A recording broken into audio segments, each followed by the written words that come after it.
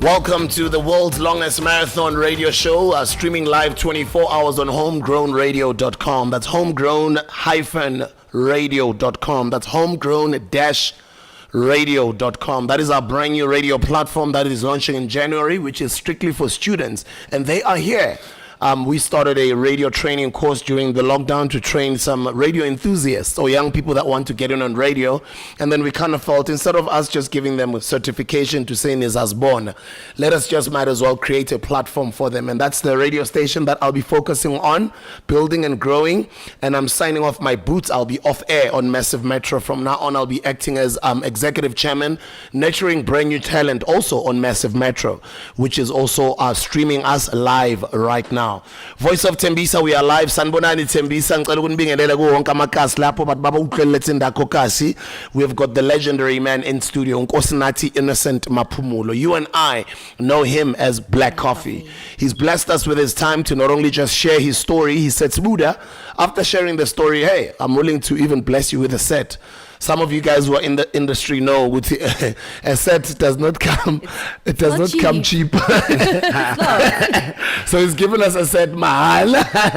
And I always say, other people know their blessing and they're blessed to bless other people. So his presence that on its own is a blessing, because he knows when he's a part of something, he's giving you his brand for you to be also very responsible with it also. But I guess this is a responsible initiative, because we are all here because of Usis Kabsile Koza, who runs a home. She's been running it for the past 22 years. She's out in Tembisa, Ekaslami. She runs either Siyazikabisa Home of Hope. Go visit their website and see what they do. Siyazikabisa.co.za. Siyazikabisa on Twitter, Siyazikabisa on Facebook, Siyazikabisa on Instagram. Show them some support. It doesn't have to be through us. You can reach out to them directly and help them out. She's currently looking after about 30-something kids, almost 40. But then we continue with this world record. Go to www.slef.co.za/donate. Then you can donate over there. He was born on the 11th of March, better known his stage name as Blackcoffee. He's a South African DJ, entrepreneur, record producer. He's a singer-songwriter. He began his career around 94 and has released 5 albums thus far, as well as a live DVD, one of the most admired and respected artists in the industry. He became prominent after participating in 2004's Red Bull Music Academy that was held in Cape Town. And he won the Breakthrough DJ of the Year award in Ibiza, as we would call it in Alaikasi. His resume is extremely, extremely long. If I can start reading, and he says this is a summarized version. Thank you, Otiam. Thank you, man. Thank you for being who you are. I always tell you every chance that I get, how raw you are about what you do and what you're trying to achieve and what you are building. You may not be aware, but a lot of us are watching, us being, Black South Africans who didn't even think. I'm very proud of you, Otiami. Thank you for what you are. Thank you for what you represent. And thank you for remaining authentic to your true roots. Yes, you make us very proud. Wherever platform you're on all over the world, you carry the flag high.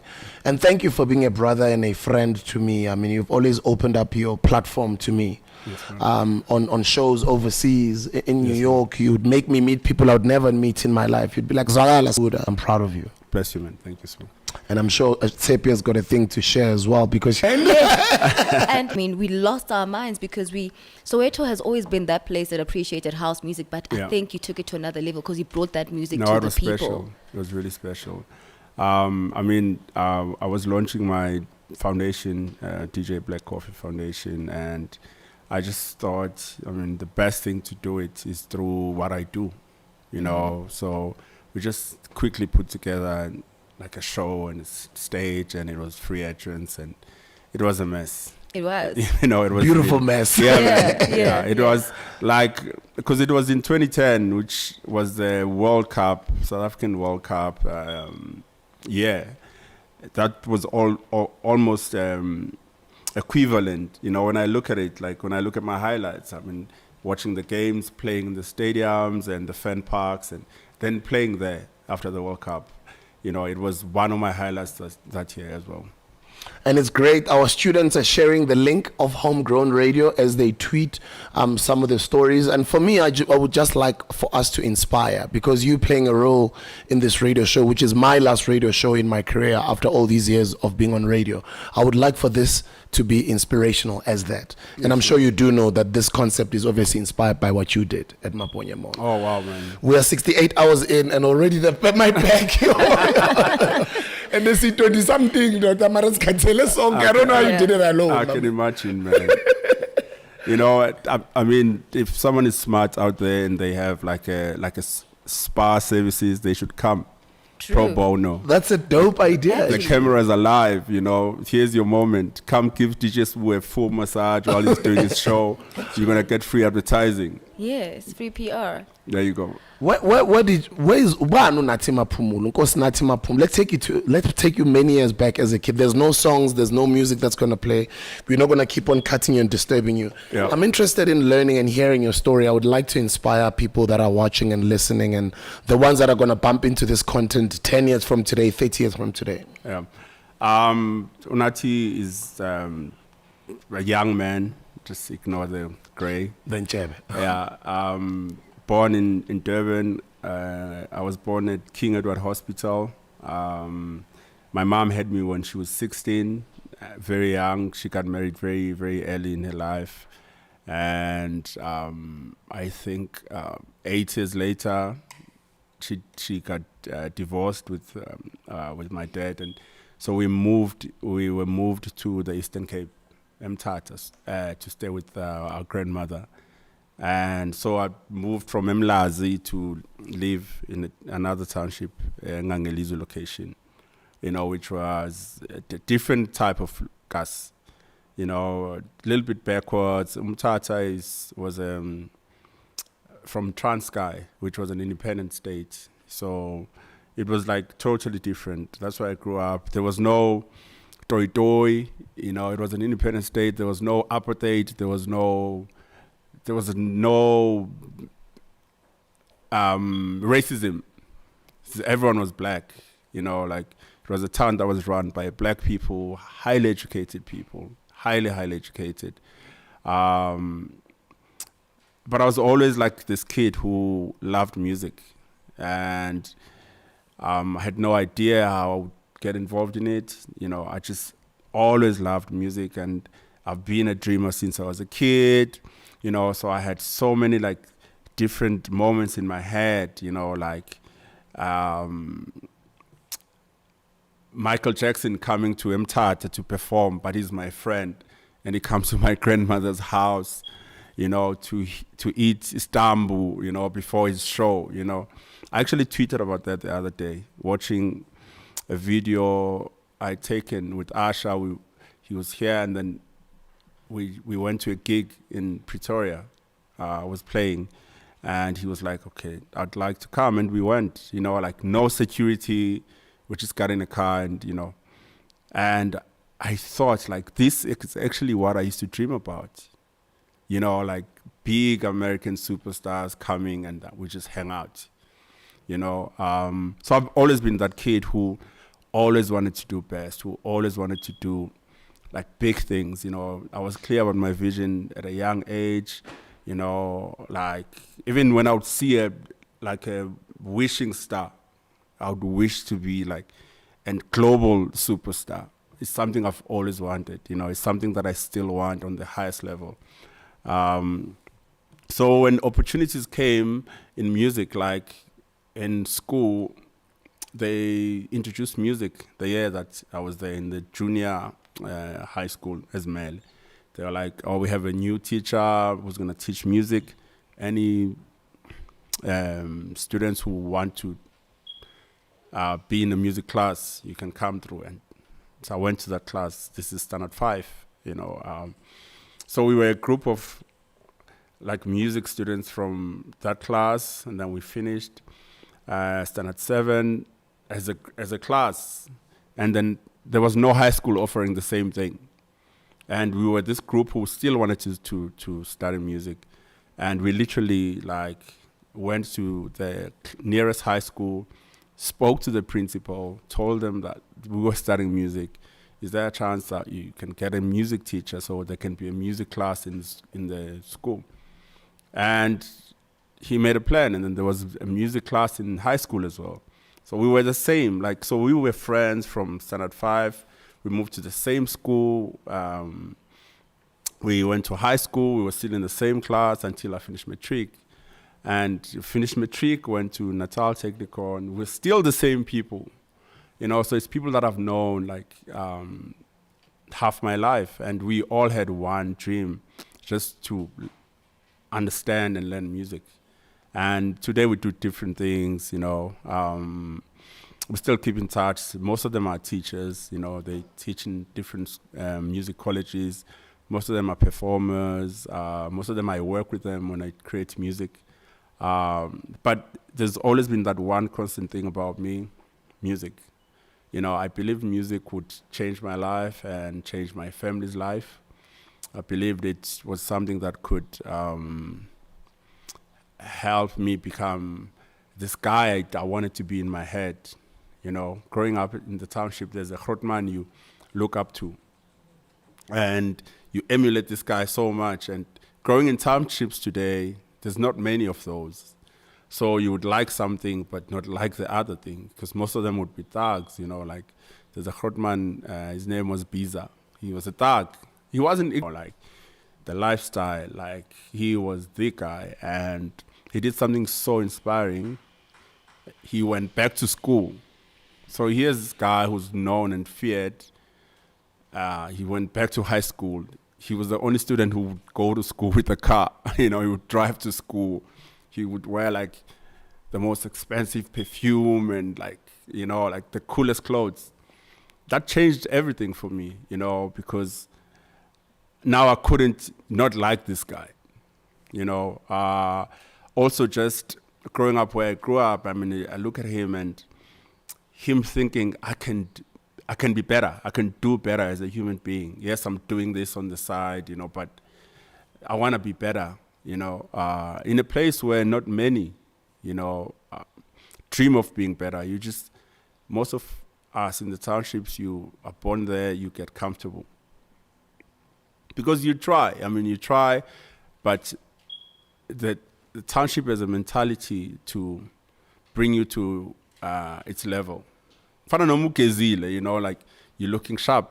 They're like, bega. So then now you feel bad about being clean and looking, you know, if you, on Saturdays you go to the library, look at you.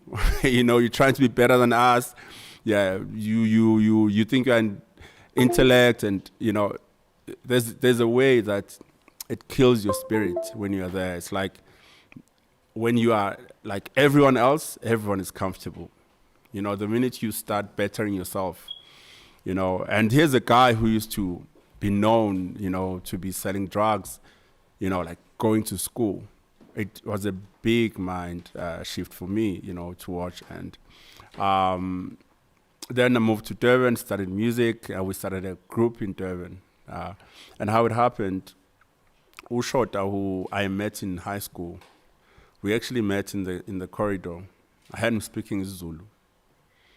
This is, I mean, Mthatha, so everyone speaks closer, and I had him speaking Zulu, and I was like, wow, you know, where you from? And so we became friends, you know, based on being from, he's from Entuzuma, I'm from Mlazi, and we became friends with him. And so when we finished school, the year after I went and did bridging course, you wouldn't just jump onto first year. So I was doing bridging course, and he took a gap year. And one of the things I really wanted to do was to learn music production. But only second year students were allowed in the studio. So I saw everything, the singing, learning about arranging music harmony and all these things. I just wanted to learn how to be a producer. And I was also interested in film music. And I couldn't yet wait for 3 years, to get into the studio. So I used to go and sit and watch seniors work, which Demo, who was also a member of Isha now, he was a senior, he would be there. And I would watch, okay, this is how you switch on the studio. This is how you record, you know. And one day, the devil spoke to me. I'll call it a devil because I walked in and I took the key. While everyone was working, I took the key. I went to locksmith. I made a copy. I came back. I put back the original key. I went home, you know. And that evening, I came back to studio. Now I had my own key. I'm not allowed in there, but I had my own key, you know. And I switched on. I didn't even know how to record. And I spent the entire night, like I was literally sweating. I had the lights on. I locked the door, you know. That's what I did every weekend. You know, every night I'll be there. And then I started learning, I started understanding. And short, I wasn't at school. So I would call him to come. Then we would make these songs and he would sing, you know, in studio. And we were just creating whatever that we could. Just the two of us, you know. We spent so much time in there. I started learning the equipment and, you know, we would make these songs and we would listen to them. We were so proud, but the songs were bad. You know, the music was terrible, you know. It was really bad, you know. And so during the week, I'd play the songs too, because students knew, you know, they knew. Like, so Demo was one of the people I was playing the songs to, and he was like, your keys are out of tune. And he was a piano student, so he was like, maybe I can come, you know, which was good because he's allowed to be in there, you know. Then we started jamming with him. Then we like started making songs that made sense, you know. And then the school paid attention, you know. By then I was mastering the studio, like literally, like even the lecturer would be stuck and they would call me, you know. Because I knew, and I wasn't allowed in, but I knew everything about the studio, you know. So we made our, so I was doing first year now, I was doing bridging. We were all students, and so we made our first EP. We got a recording deal. So what used to happen, there used to be like workshops where lecturers would bring professional musicians to come talk to the students, you know. And one of the lecturers' name was Susan Berry, who played keyboards for Mamu Busimhlongo's band. So she used to bring Mamu Busimhlongo, you know, and so she'd come and talk to us, and, you know, and then Susan was like, you must listen to their music, you know, they're doing some cool music. And she loved the music. She introduced us to Robert Trans, who I think Rude Boy mentioned. That Paul was talking about, yeah. Introduced us to him. Well, introduced the music to him. He loved the music. We were offered a recording deal. We were still students. You know, I mean, big thing for the faculty. They'd never had students getting a recording deal. So we were the first kids to, while studying music, got a recording deal from the UK, got signed. He flew down. He met the lecturers. It was a big thing, you know. We went to record our EP proper. I mean, the school was very supportive. They gave us time off to go record. And that was the beginning of, like, my professional career with the group, you know. And fast forward, we did all we could do in Durban. I mean, as a group, we did everything. And we just felt like we hit the ceiling in Durban. You know, we were a big regional group, you know. Yeah. And we wanted to be, like, nationally recognized. And so we decided to make a move this side. But we were not done with studying. So we could only move to Pretoria because they were offering the same course, you know. So. And that is University of Pretoria? TUT. Oh, TUT, okay. Tshwane University of Technology. Yes. The campus on Church Street. Yeah, in town. That's where the music department was. And so we went there, we were studying music there, and the environment though was different, you know, because they didn't see us coming up, you know. We came as superstars to them. So there was a little bit of pressure. There was no support at all. It was just different. So trying to balance doing gigs, traveling, and school became a bit of a problem because they didn't understand that, or they didn't want to understand it. And then eventually I quit school, you know. I quit school also because I left home saying to my mother, I'm going to Joburg, who she like, why would you do that? You know, who's going to support you? Like, what's the plan? You know, I know what I'm doing. And I mean, we had done like a good publishing deal with them. We had saved up money, you know, so we found a place to stay. We paid up the place for the entire year, you know. So I was like, we have a place to stay, we're fine, you know, we covered. And now, a year is up, there's no movement, there's no money. I kept phoning home when I need rent. I phoned my sister, I phoned my mother, I phoned my sister, you know. And I'm sure that they're on some mind at doing There you go, you know. So I was at that point, you know, and then I remember one day I had a terrible day at school, you know, with one of the lecturers, Mark, who was the head of the department. And he was really like giving it to me how I'm not focusing and, you know, this Shana thing is taking too much of the school time and, you know, and so I walked home like quite upset. And on my way, just before I got to where I was staying, there was a telecom phone. We used to use like cards. I had like a card with some money. I just put a card in. I called him. I'm like, I'm done with school. I'm not coming back. That was it, you know. Because I was also at crossroads where, do I keep phoning my family? I have money now. I'm owing school some money. So am I going to pay rent or am I going to give it to the school? And the school just gave me, you know, like a hard beating. So I had to make a choice, you know, and I felt like I was failing in school and I needed a place to stay.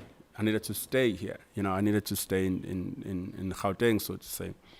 So I quit school. I think I had like 2 months like doing these odd gigs and 2 friends of mine who used to own a record shop, Cisco and Chrysos, were like, if you want to come work, sell records in our record store, we're not paying much, you know, but, you know, you can do something. And it also depends on how many records you sell, you know, like, and I was like, okay. So that was my first ever job, you know, to be employed by someone and had to wake up and, you know, and that was my first job. And that's why I've actually never had another job. I don't have a CV. I've never made a CV in my life. You know, ever. They look like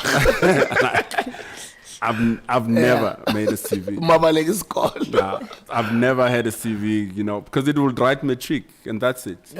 You know, even college dropout doesn't work, you know. So I started working there. I think I spent like about 2-3 years there. And then I think it was time. You know, I started working on my album. I started doing these bootlegs and remixes, you know, in between. Robert gave me a project to work on to remix some of Mel's 2000s catalog. You know, he gave me an equipment, so to say. He bought me a computer, you know, preloaded program. Then I started working like full time. I started recording, you know, started experimenting with like local stuff that was out. I used to just like do random bootlegs of what was hot, you know, like Summer Robert dropped an album there and I did a lot of like bootlegs. In Pure Done, I did a lot, you know, I did a lot of those things. And I took it as, because I've always been a DJ. I think I started DJing maybe when I was 14, you know, so in all this I'm DJing. Like when I'm a jazz student, I'm DJing, you know, when I have this Shana thing happening, I'm DJing, you know, and this was helping me understand that side of things. Doing these bootlegs, I was creating songs that I can play in my sets and learn how to create music that I can play. Because Shana was more, we would do original version of things, you know. We would do like B-side, you know, like not club stuff, you know, like, so this was like new for me. So I created a lot of these, and even Tandis was Gwanede, you know, the remix. And that by then I was clear, okay, I'm almost there now. Boom, boom, boom, boom, boom. Yeah. I remember that, yeah. I was almost there. I spoke to Oskido. I'm like... I was at YFM those days, I remember. No, but being at Y, there was a Monde. Yeah, may soul rest in peace. Yes, yeah. man. Who took the Simpiwe Dana remix. Yeah, I wanted to get into that conversation. Yeah, go ahead. He took that remix, put it on radio. You know, Monde being Monde, I mean, super radical.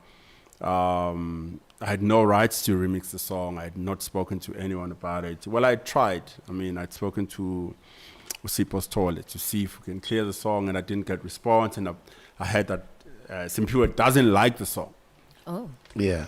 By then, it's on radio. There was an article about it in the newspaper. Yeah. So Simpiwe was like, who's that? Who wrote this song? Who? Yeah. And it became a big thing. I mean, then it was pulled off radio, and then I was on news. I used to get called from newspapers. And this was my first exposure. Yeah, on the media. Excuse me. I'm about to release my album. I want to start things nice, but this is my first exposure, and it's super negative, you know. And remember, Carlo was like up the road here in Rosebank. Rosebank, yeah. They called me. I had a meeting, set me in a boardroom. Like, who are you? Like, you know, what are you trying to do? Why are you doing this? How much money have you made? Who are you working with? Like, I felt like a drug dealer, you know, like, you know, and I came alone, you know, and I was a kid. I mean, I didn't even think let me bring a lawyer or anything. Yes. I was alone, and I was overwhelmed by power, you know, and what made it a little bit better. And when I was going there, I was hoping Sipho's Tola would be in the meeting because I'd spoken, you know. But he wasn't. When I walked in, he was walking out. And the guy who was taking me in was like, here's the guy we've been looking for. And he was like, oh, no, I remember this guy. That helped me a little bit. But he was walking out. So I was on my own, you know, in this room, man. You know, the younger version of me is totally different from who I am now. You know, super reserved, super scared of authority, black or white, same thing. You know, can't defend myself for nothing. You know, so I was in there, super overwhelmed, and you know, but I got the gist of it. You know, I knew I was wrong. You know, for taking it that far. I mean, you can do a remix, keep it in your computer. Go to the right channels. If they say no, it's a no. That's it. It wasn't supposed to be even out, you know. But I didn't share it much. I just gave it to our friend, Umonde, who was excited about it, you know. And yeah, that was my beginning, basically. Then spoke to Oskido because of the Kwanele remix. He loved it. He did things right.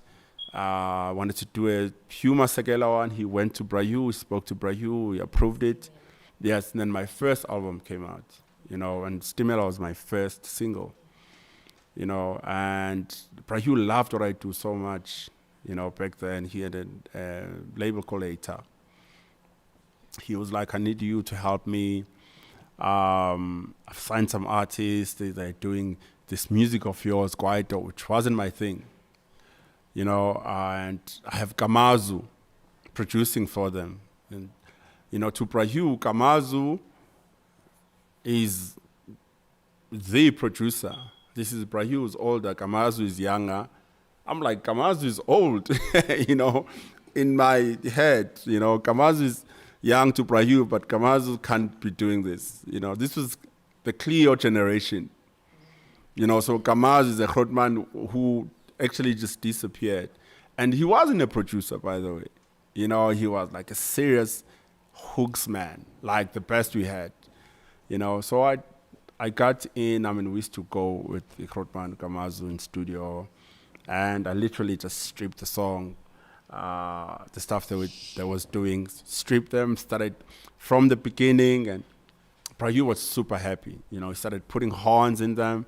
You know, there was a new direction, but it all came from Mosquito's intro, and we were running with it. You know, so we had a good relationship with Prayu. Fast forward 5 years later, I'm doing a song.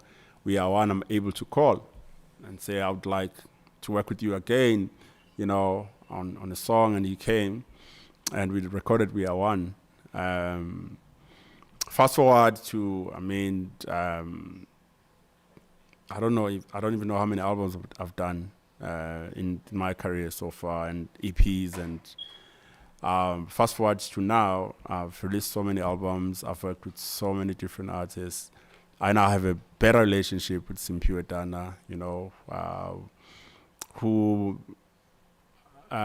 despite me acknowledging that I was wrong, you know, who's also quite apologetic about the situation, you know, because, I mean, if you look at it, and I say this to her as well, she didn't have like a normal voice. But when I'm saying voice, I don't mean singing. I'm just saying her tone, her project was so different. And her cry was, I just want it to be different.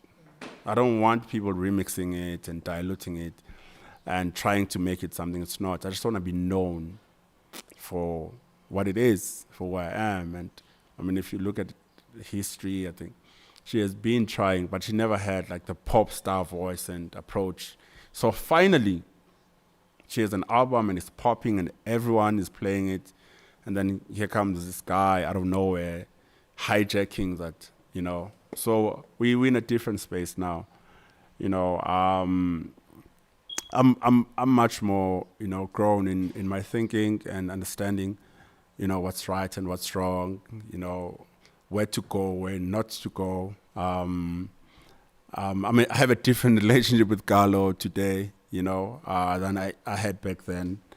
Yeah, man. I'll say it, you own Gala today. Well, I didn't want to say that, but yeah. Of course, you're one of the owners. Yes. Yeah, It's you and your business partners. Yeah.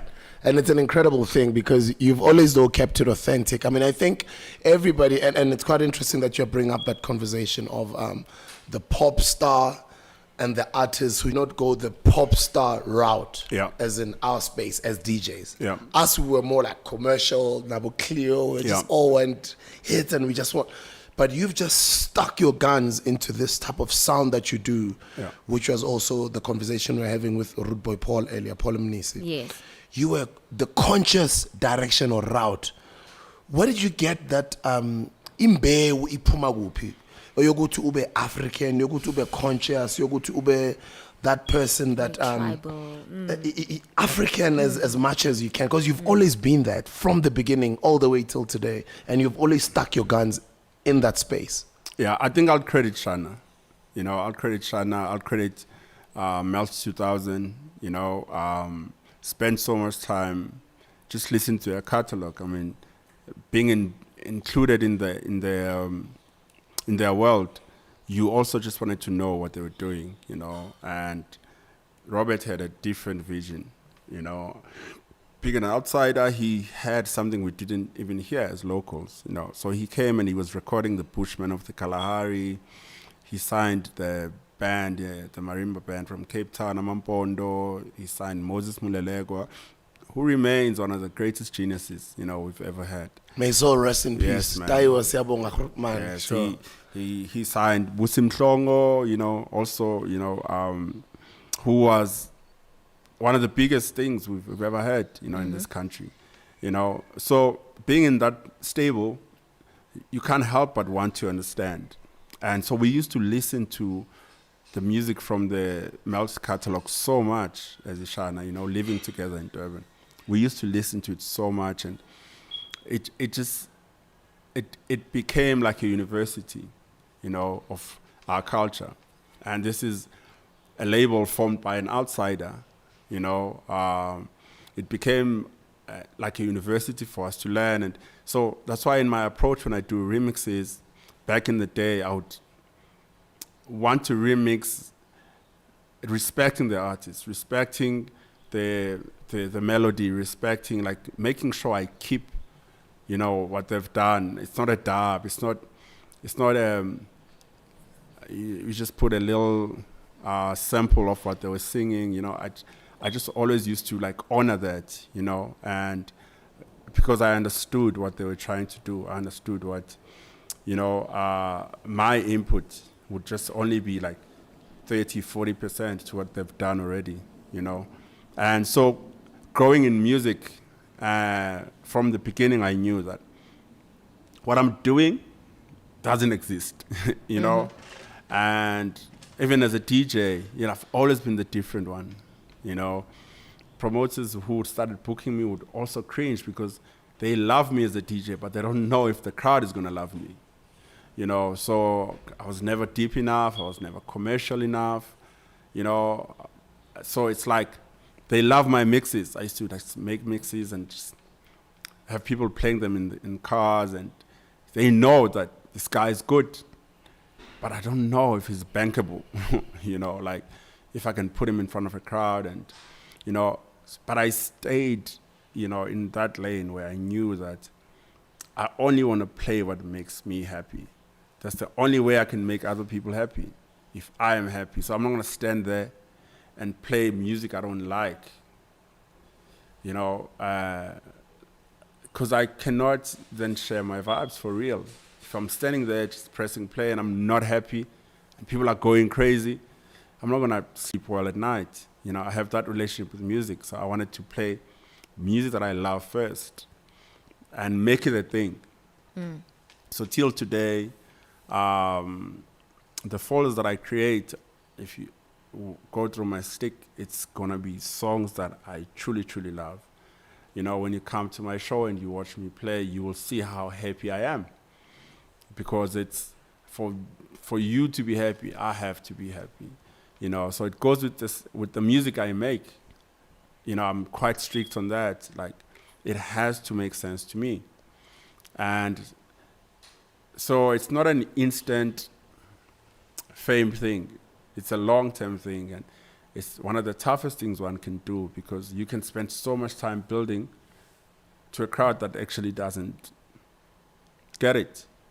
You know, and when I look today at people that follow me, it's people that really, really follow me. So I have people that really, really follow me. And then I have people that are like, yeah, he's okay. I'm one of them. I follow you all over the world. I mean, I'm there. Coachella, I'm there. Yeah. You know, and some would be like, I don't get the hype. You know, and then those who understand will be like, it's okay. And the youngsters, Abu Kamelo, they'll say, you know what I mean? They'll make those jokes. And it's like, it's okay. It's cool, and they'll understand right, one day. You know, and I'm so happy to be in the space that I'm in. Actually, I saw that video, you know. It's funny. It's extremely funny. You know, and it's understandable. What's also crazy about it is he was doing a show last week in Rustenburg, you know, and I've never met the guy. Yeah, I never met him. I mean, I know his work.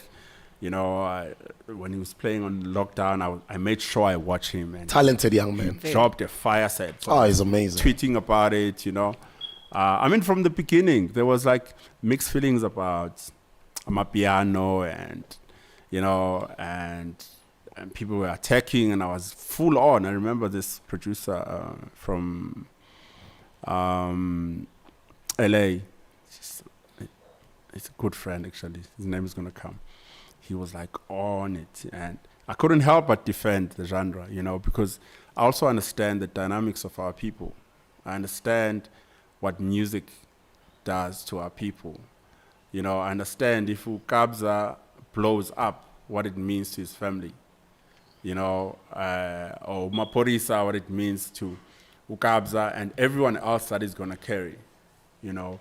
So, and I told the guy, I'm like, you can't tweet your way, you know, living in a suburb in LA about a music genre that is happening in this country. when you have no idea what it does, you know, for our people. And, you know, so it's a genre I've supported. So I get a call from the guy who talks from my office saying, we have a show somewhere else, but Gabza's doing a show, you know, and he's not paying what we want, you know. And I'm like, for Gabza, let's go, let's do it, you know.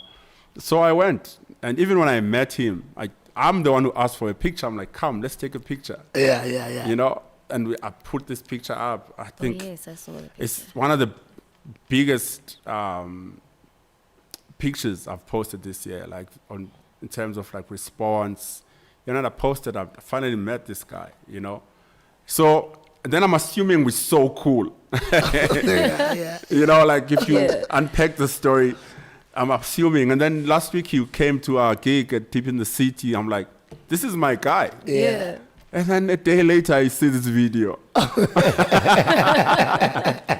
But it's okay, man. Yeah, no, because I mean, I'm so grown. I'm like in such a different space, and people have just been feeding it to me, but I refuse to comment. You know, I'm like, it's fine.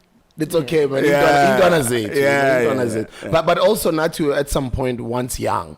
Yeah. And we never understood our Grootmans. Yeah, of course. You know? Man. Yeah, and then as we've gotten older, we're like, oh, Now you get this it. is what, now we get it. Yes, You know what I mean? yes. The time will come. Yes, yeah. yes. No, I agree. Let's go back to when you released your first album, self-titled Blackcoffee. Yeah. When you featured, you know, notable artists, Botani Somazwai, the late Busi Mhlongo, you know, late Hugh Masigel. Yeah. You then came up with an idea to create solistic music. Yeah. When you created it, what narrative were you trying to push? What ideas did you scribble down? What were you trying to accomplish? Or how were you trying to shape the music space in South Africa? I actually did scribble it down. I was at a space where I've seen everything happening, you know, guys who came before me, you know, what fame has done, what kind of money they made, and the kind of mistakes they've made. And being with Shana, I knew the mistakes we made as well. I mean, being signed to a label and eventually going to Robert and saying, we would like to be released out of the contract. And he was like, no problem. You know, so having that kind of understanding then I couldn't be an artist on my own who goes and signs as an artist again to someone else. Mm-hmm. You know, so at first, solistic music was a home for Blackcoffee. Only. You know, that's what I wanted to do. I wanted to own my masters. I wanted to have control, you know, of my product, the way I was with my first album. No one told me, I don't know if number 7 is going to work, you know, because I knew what I was going to create didn't exist. You know, so I had to carry the entire vision of my album. And through having my own label, I'm able to then just come with a master and say, I'm done, which is what happened. You know, so my first release was through Kalawa, through a licensing deal, where Solistic owned the master, you know, was the label that owned the master. And fast forward then, started seeing talent. You know, like I have a structure. Because even then, I created a structure for myself. I had an office, I had someone working there full time, like fully employed, just to look after me and the label. Because I had the structure now, I understood I didn't have to be the one who's trying to be a recording exec, because I had no knowledge. What I know how to do is to make music. And I wanted to grow the label, you know, so I had a label separate from what I do. Started growing the catalog, you know. First artist was Dumelo, was at Wi-Fi. Yeah, we used to work with him at Wi-Fi. Yeah, and then there was Tulo, and then, you know, it grew with other people. And so it was an extension of what I was doing, but it was totally run by, you know, it was run independently of what I do, yeah. When you started to, actually, tell us about the first trip you took overseas, when you started to play internationally. You know, why did you also bring your distinctive music as opposed to just playing something you think the crowd might want to enjoy, something that is more global? Yeah. There's two trips, and I'm saying two because they're different and they both contributed a lot to what I am today. One was through what I did, Sue mentioned earlier from the bio, the Red Bull Music Academy. Yeah. So I had this relationship with Red Bull, and there's a festival in Barcelona called Sona. Big festival. Red Bull has a stage, and there's two types of Sona. There's Sona by day, which is in a different venue. It ends, I think, at 10 at night. There's Sona by night, which is in a different venue, which is the main show. So Red Bull has a stage on the Sona by day venue, and they invited me to go play. At the time, I used to play records, and CDs started coming in, so I had a small pouch of CDs that I was carrying. So I flew to Barcelona, connected in Madrid, landed in Barcelona. My clothes were missing. My record box was missing. Yo. So this is my And you're first going to a international. It was the days of the vinyls. I had my yellow, flight case. Yeah. Gone. And I had one day, I had this small CD pouch because CDs were new. Some of the songs are there, so I kind of spoke to the Red Bull guys. I needed time. They always have setups just to use CDs and understand and see the music I have, so I can at least, play a decent set, because most of my set was based on the vinyl, and I had good, collection. That was my first gig ever, and I think, I did well, with the set. And then the second one is I got invited to play in Paris, a club called De June. So this was my first gig. Mm-hmm. Even if it was paying 300 euros, but it was the first gig where I'm invited to play, I'm headlining,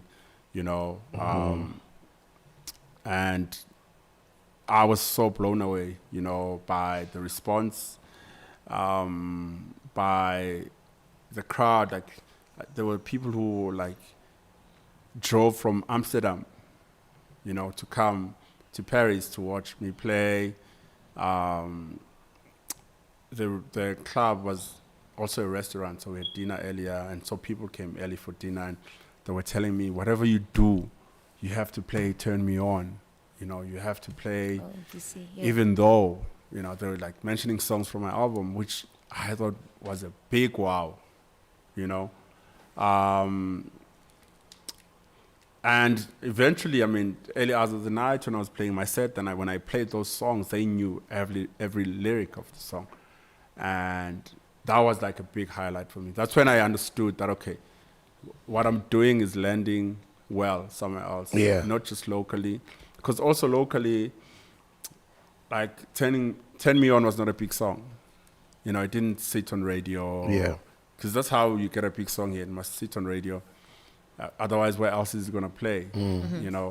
And so for it to, even Superman, it didn't play on radio going from top 40 to number one. But internationally, till today, it's one of the biggest songs of my career. Yeah.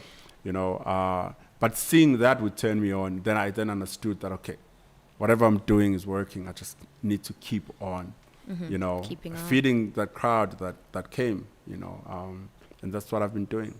So what I'm going to do is we've got a brand new radio platform. Guys, Nighty is going to bless us with a set in a couple of minutes time. He's going to come and DJ. What I want to do, instead of us being selfish, I'm an OG, I've been doing this thing for many years. I want to call my students to come and interview Blackcoffee. Can you guys imagine? Let's do it. Just a few months ago, you were just sitting wherever. Today, you are with Smooth. Blackcoffee is being interviewed by you guys. Come, guys, come. Come, guys, come, all of you. I'm sure you've got questions for Coffee. So we've got a brand new radio platform called Homegrown Radio. It's strictly for students that graduate from leadership2020.co.za. We've got different courses there where we teach different things. One of the courses we did during the lockdown was an 8-week radio training program called I Was Born to Speak on Radio. Now we kind of felt instead of just giving these students certification to say, go hustle for yourself in the industry, we're like, why don't we create that is on screen over now. You can see that logo over there on the screen, Homegrown Radio. That's a radio station strictly for brand new talent. And just like you Tip, you're at Massive Metro now, I'm hanging out my boots there, and I think it's a beautiful thing that you guys are now carrying the station and you guys are going to grow with it, you know? Pass the baton to us now. To you guys. Yeah. Now it's time to start another station for brand new, strictly new challenge. Yeah. No celebrities. Even if you've got 3 followers, it's fine. Those are the people we're looking for. Yeah. And guys, come to my microphone. Come to my microphone show. Introduce yourself, who you are. Tell us a bit about your story for like 40 seconds, and then you can ask a question to Uputnati. Because the camera is over there, I'll shift, and then you can take seats one by one. Sure. Hi. No. Hi. Sorry, guys. I'm Unati Mudele, and imagine I'm interviewing a legend called Unati. Nati There is you go. I'm Unati Yes, man. So I'm Unati, and what DJ Sweet is saying is true that I didn't have an Instagram page. I just opened an Instagram page now, and I think now I have like 14 followers. Like, guys, good rough. Please follow up. Follow Unati. And I am on Homegrown Radio, guys. So that's me, hey. And my question is for Babunati. Babunati, what does this program mean to you, and how do you feel about it, and why did you decide to join in? Traveling, one can be swayed, or you can get excited quite easily, by the lifestyle that you're exposed to internationally, and there were moments where I almost, packed my bags and moved, because I just felt like things there were much better for me. There was even there's still better chances of me really, really making it bigger than I could be if I'm still here, but there's always been one constant thing about home. Home needs people like Spoo, who every day are inspiring. The battle that the kids are fighting, or our people are fighting, is more psychological than just money. True. They need a big mic and do whatever I can, to be part of their journey, so that they can reference with me. Yeah. And not say, Spain is probably better than South Africa. That's why he's gone. Yeah. And so watching a guy like Spoo creating local brands in front of people, building them, and because what's more powerful than him doing business is people watching him build. Yeah, that's true. Because it also says you can start and build your own thing. And if you watch, people have started building. Everyone is showing up. Yes. There's shoe brands that are really dope. There's clothing brands that are really happening. People are starting to build their own things, and I want to be in that generation. That was here when that tide turned and we started building our own things. That is very nice, guys. And you see, as Gabisa is doing the most. When I was talking to Mam Gabsile, she showed me a picture whereby a girl was cut on her stomach by a brother. So what that woman is doing she's doing the most. So big ups to you guys, and keep on keeping on, man. Thank you. Thanks. Yeah. Thanks. Proud of you, Nati. You'll be hearing it on homegrownradio.com. The next student come through. This is the future of radio. I have to start by saying this, that a young person with a voice, in definition, is a strong young person. With that being said, my name is Vuisile Mdini from Homegrown Radio. Yeah. Sure. Yeah. I could hear your name, obviously. So what an honor it is to interview Ubab Mashiamani. Yes, man. Yes, man. Are you good? I'm great, man. That's amazing. I'm great. How are you? I'm awesome.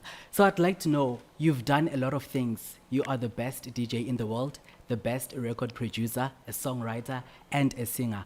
What is that one thing that you still want to achieve? I want to be the best human. You know, there's just so much that, you know, one can do in this lifetime, you know, and I'm not running or trying to get to a place where I'm perfect, you know, but I want to just make better decisions, you know. The other day I tweeted, like, I can't wait to be the best version of myself, or rather to reach my full potential, you know, and people misunderstood it for how. Already we think you are, and why would you, what else do you want to do? Like play on the moon, you know, and it's not even like work related, you know. I think work is not just when it comes to money and acquiring things, it's also about you becoming a better person. And that's something that I have been working on. And in the end, you know, we were talking about how long my biography is, you know, as an artist. You know, I'd like my biography to be as long as a human being, like what I've done, people have inspired, things that have changed, you know. There's a way I found this world, and there's a way I would like to live it, you know. I think that's one of my biggest things that I would like to achieve. That's awesome. May God bless you, and Thank may you, sir. He fulfill all your heart desires. Thank you very much. Thank you. Thanks. You can find him also on homegrownradio.com. Homegrownradio.com, brand new students, and they also are our co-founders of our brand new radio platform that's launching in January, asking Nati, aka Blackcoffee, questions. What is your question? Let's go introduction first. Hi, my name is Tembagazi Mvagwendlu. I'm also known as Thames, and Also closer. yes. Right? So yeah, it's an honor really to be a part of this experience, especially being it the longest marathon.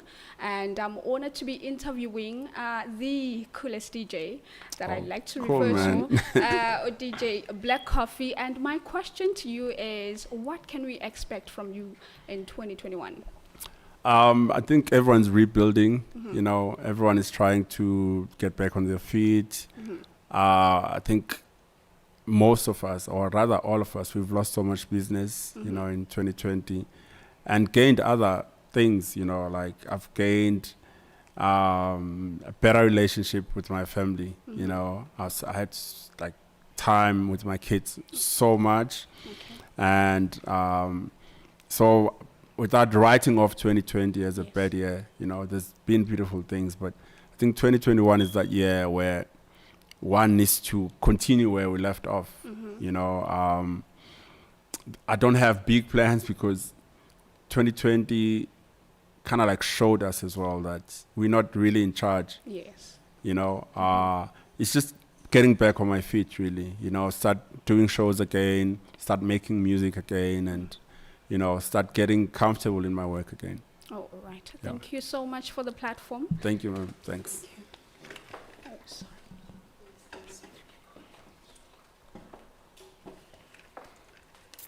Molweni. Dumelang. By the way, I'm not Sutu. Oh! No, she really got me there. The time is exactly 4:30, and you are still tuned in on Homegrown Radio with myself, Lungi Lenjangase. And, you know, we just got an opportunity to interview the great Blackcoffee. I mean, you know, when I woke up this morning, I know this is not church, but something just came to my mind. A scripture that says, a man's gift will bring him before great men. And now I understand why this thing has been on my mind in the morning. And it is truly an honor, you know, to be sitting here with you. And I have one question for you, which is a very simple one. When Vuisile asked you, what is the one thing that you still want to achieve? You said you want to be the best human. So in everything that you've achieved so far, I want to know, what is the one thing you'd say about humbleness? I think it's very underrated. You know, I think it's just this one thing that is even more important than talent. It's more important than who you know and all the connections you have in the world. I think if there's anything that would bring you in front of great men, like you were saying, you know, it has done this for me. It is humbleness, you know, and I think people confuse being a star with you have to lose humanity. And I've seen it happening, you know, because also being a star is not an easy thing. You know, one day you are Dusty Ekasi, no one knows your name. You know, fast forward, everyone knows your name. Everyone want to take a picture with you. So it is there's a big mind shift that happens to a human brain, you know, with fame. And I used to be quite judgmental about how famous people act. And it got me quite long to understand that it's actually not a simple thing to grasp, you know. And so people then wear a mask. You know, I remember watching an interview with done by Puff, and he says, you know, he wasn't wearing glasses, and he's like, when I'm not wearing glasses, I'm Sean. But when I put on my sunglasses, I'm Diddy. So it's like an avatar. So who's Diddy? Diddy is the guy that you're gonna say hi to and he doesn't have time for you. You know, Diddy is the guy that is trolled on the internet too. So Diddy is super confident because there's so much toxicness that comes with being Diddy. So he puts on a show, you know, to protect himself. But at the same time, it means you need to learn when not to be Diddy. You know, and some people can't. You know, some people will come home with the sunglasses on, even if they're not wearing them. And there will be stars at home. There will be stars to their friend, there will be stars to their parents, to their families, you know. Then they are known that, oh, in the morning he doesn't greet anyone, you know. And so it takes one to learn first to understand the two. Like there's yourself, like with me there's Natty and then there's Blackcoffee. And if I'm in denial about me being two different people, then there's a problem, you know. And so it took me understanding not just me, but how people see me. And people don't see Natty, they always see Blackcoffee. They come to me and they will say things to Blackcoffee. They will expect things from Blackcoffee, even ridiculous things, you know. But it takes me understanding the two, which needs a lot of humbleness. Then you are able to deal with any kind of situation that comes. And I've seen so many opportunities being blown away by the fact that one, you know, is a superstar. Yeah, and arrogance and ignorance at times, like, and just not taking the other people like seriously. Like, I'll give you a story.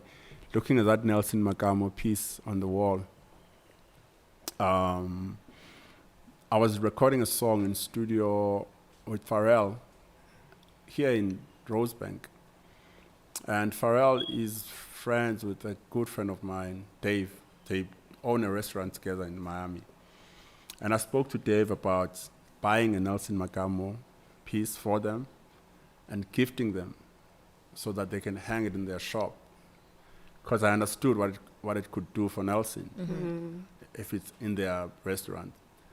And so I told Dave, Pharrell is coming. When Pharrell gets here, I'll give him the painting so that he can go back to Miami with it.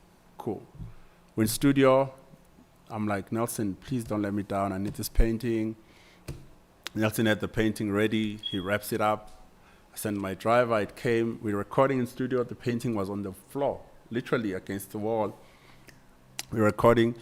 And so when we finish, I'm like, Pharrell, listen, I spoke to Dave. I want to give you guys a gift for your restaurant. I got you guys a painting. So I'll give it to you so that you can take it back with you.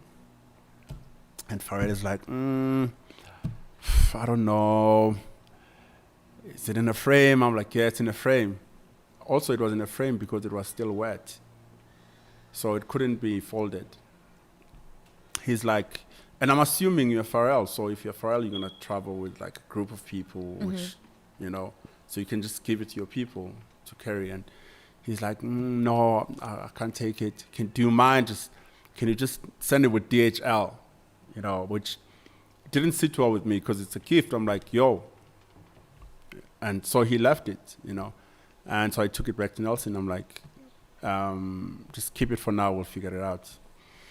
And fast forward, just a few weeks later, that painting that he didn't take was on the cover of Times magazine. Wow. You know, that exact painting that was literally on the floor, ready to go, like ready to go. It was the cover of Times magazine, and I showed Dave. I'm like, "There's your painting." Like Dave lost his mind. I missed opportunity. Yeah, like he lost his mind, and you know, like, man, I can't believe we missed this painting. And Nelson is not even selling that painting anymore to nobody because it has become his most valuable. And I chose it in between all the others, you know, at the time where he also didn't know it would be on the Time magazine, you know. But the problem was the guy didn't feel like this is a gift. You know, like when you've been given something, it's like, wow. Yeah, enthusiasm. Yeah, Thank you. I don't Yes. care. I'll take it. Yes, yes. I don't care. Like, I don't care. I'm going to take this thing with me. And it was like, and there was a missed opportunity there. Like, I have so many different stories, you know, just about, like, another one is Nduduzo Makatini, who's one of our greatest pianists. He was in New York, and he sent me a message. I'm in New York. If you're coming this side, and I think I was here. I'm like, no, I'm not traveling. But there's a restaurant in Soho that you must go to. You have to go to this restaurant. It's called Gospel. I'm an investor in the restaurant. I'm like, you have to. I'm going to tell people you're coming. They'll look after you. And first night, he didn't go. And he let me know. He's like, I couldn't go. I'm going to go tomorrow. And the following day, he went. The guys look after him. And then, because of... By the way, Nduduzi is watching you talk about this story. Yes, man. Yes, man. So because of... in the restaurant, there's so many different investors. And one of the investors is a guy from Blue Notes. And so the guys at the restaurant were talking to him, you know, about him being an artist. And they were like, so, you know, what's your plan? And he was like, I want a deal with Blue Notes, the record label. And my guy was like, oh, okay. You know, made a call. And he signed to Blue Notes. You know, and that's another example of just being grateful. Like, because he could have been like, no, I'm busy, I'm not, I don't have time, I'm not going to go. But he honored the invitation and he went, and that invitation is like, made a life-changing decision for his career, you know. I saw he was shortlisted. You know, I don't know if the nominations are out for the Grammys this year, you know, because of the label that he's signed to, you know. And so it just takes one being human, you know. So humbleness is not even like a special thing. It's just being human. Like, just be human. Just be present. Be human. Like, hear people, understand their intentions, you know. Be intentional as well as a human being with what you're saying, how it's going to land and how it's going to affect the next person. Because you may never know. This guy is on radio. I'm in a taxi. Okay, taxi. I think I'm going to Pretoria. He's on radio. He's at YFM. He's one of the biggest DJs in the country. He had just played our song, Ishana, and he's like, this is one of the most talented producers in the country. And I'm like, I'm in a taxi. How? You know, what he said changed everything about me. You know, when I got to Pretoria, I was like restless. I'm like, no, the biggest DJ in the country just called me one of the best producers in the country. You know, and I'm still riding a taxi, from Norway. And that was a mind shift for me, and I was very intentional, And everything I started doing, I remember meeting a guy who used to do my business affairs back in the day, and he was like, so what do you want to achieve? What do you want? And I said to him, I want my fame to be equal my bank balance. I want to be solid in my bank as I am on the streets. And it's something that most artists in the country haven't done. People in the media, people that are famous, are just famous. Yeah, for the sake, yeah. Yeah, and it's okay, because it's a great start. But what are you going to do? Like, what is your goal? What are you trying to achieve? Maybe you just want fame, and it's enough for you. But for me, taking from what he said on radio, it literally just changed my life, and I've never changed anything. Like, I'm very intentional about, I want money in the bank. With my work, with everything that I do, I watch documentaries a lot of artists and people who were doing things. I love Michael Jordan's one, because it just reflects so much. It's such a success story. And if you watch most stories of artists and athletes, they will speak of fame and money and then it's gone. So I obsess about, how does the story end? I want to know, because I want my story to be one of the best stories for myself. I don't want my kids to say, oh, Dad was so famous. Here's pictures of him playing at Coachella and, Tomorrowland. He traveled the world, and yet they have nothing to show. Yeah, thank you so much. From what I'm getting from you is a tip: be intentional and also be humble. And I like what you said, DJ Spoo said long years ago, and it goes to show the power of words. Whatever it is that you say, you influence. Someone's listening, yeah. Exactly, and you never know which life you can change. Thank you so much for the opportunity. It is myself, Lungi Lenjangasa, with the great DJ in the world, Blackcoffee. Stream us live on Homegrown Radio, www.homegrownradio, www.homegrown/radio.com. Thank you. Thank you. Amen. Man.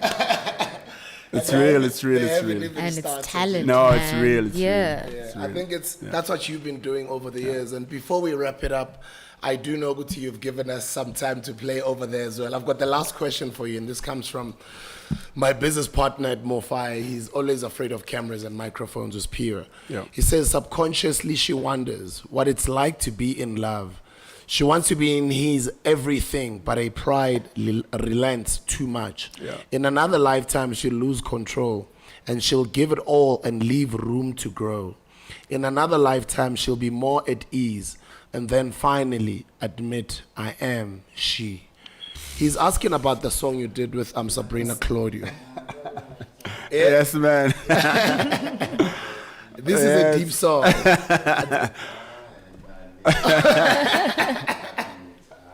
I'm she. He's putting it in the background. Yeah. Hey, man, including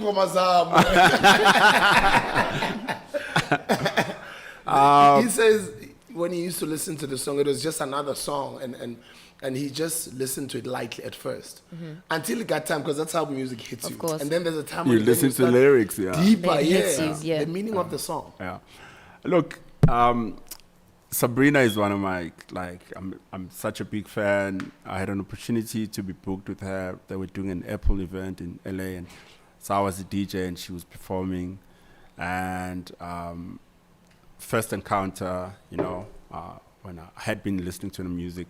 So I was with my manager, the management was there, we spoke about doing a song. And fast forward to like probably a year, I was in LA, we went to studio. Literally, we had no concept. I was sitting, like programming the drums, and she was writing. We built the song up like in studio, real time. And there's something that I do when I work with artists, like I allow freedom, because I choose battles I can win, so I choose artists that know what they're doing and allow them to be, and the song is a reflection of the space that she was in at the time when she wrote it, and so I allowed it to be what she wanted it to be, lyrically, and when we like had a little chit chat, and it was about how she's been afraid of just giving in love, and the worst part, it happened at the time when my divorce thing wasn't public, but it was the height of it personally, and she was looking for love. I was running away from it. Basically, we're in different spaces, but still I couldn't be negative towards love. Still I could allow her, to be in a space where, she was expressing that, in another lifetime, she will admit that she's the girl who's afraid to be in love. So that's it. It's mostly her thoughts. There's artists that I work with that know what they're gonna say. There's artists that don't know. So we sit and we create and we work on the lyrics, and even locally, like Zonke wrote Gardens of Eden.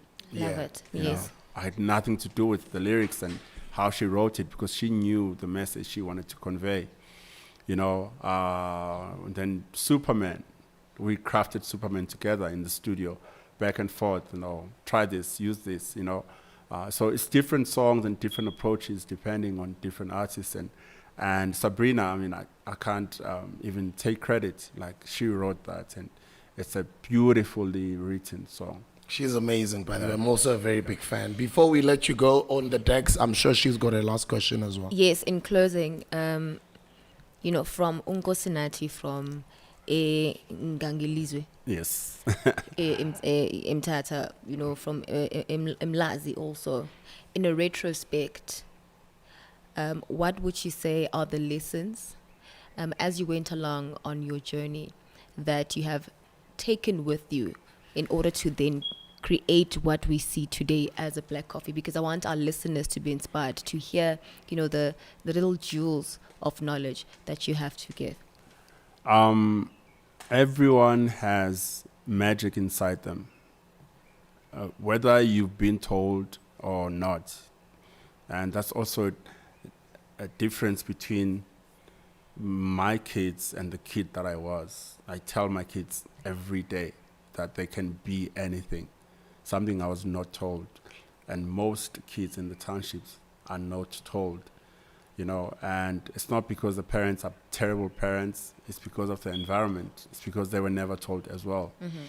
And when I look back at my story, I was fortunate enough to understand that I have magic and I will not let go of it, And so I'm saying it to the kids that we're never told this, and don't believe they do.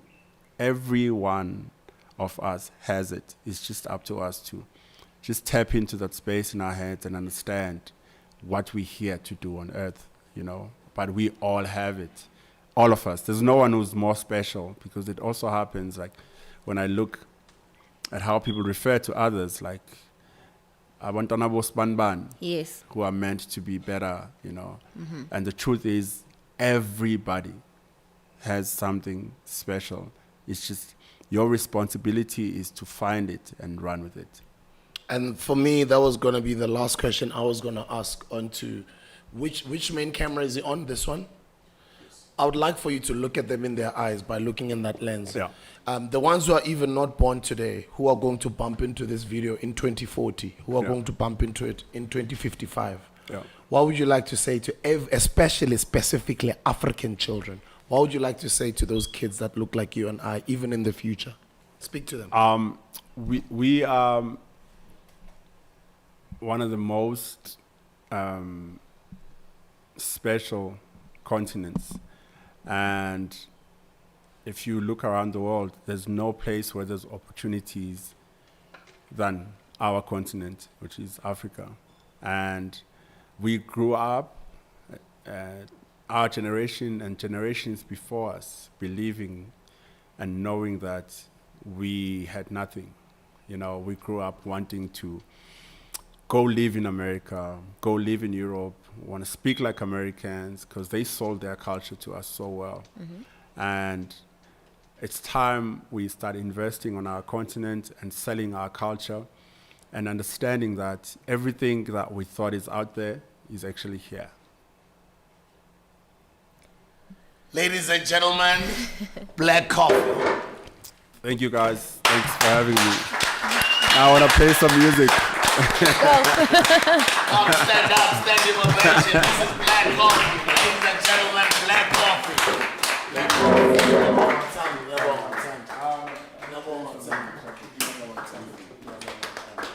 Means a lot of time.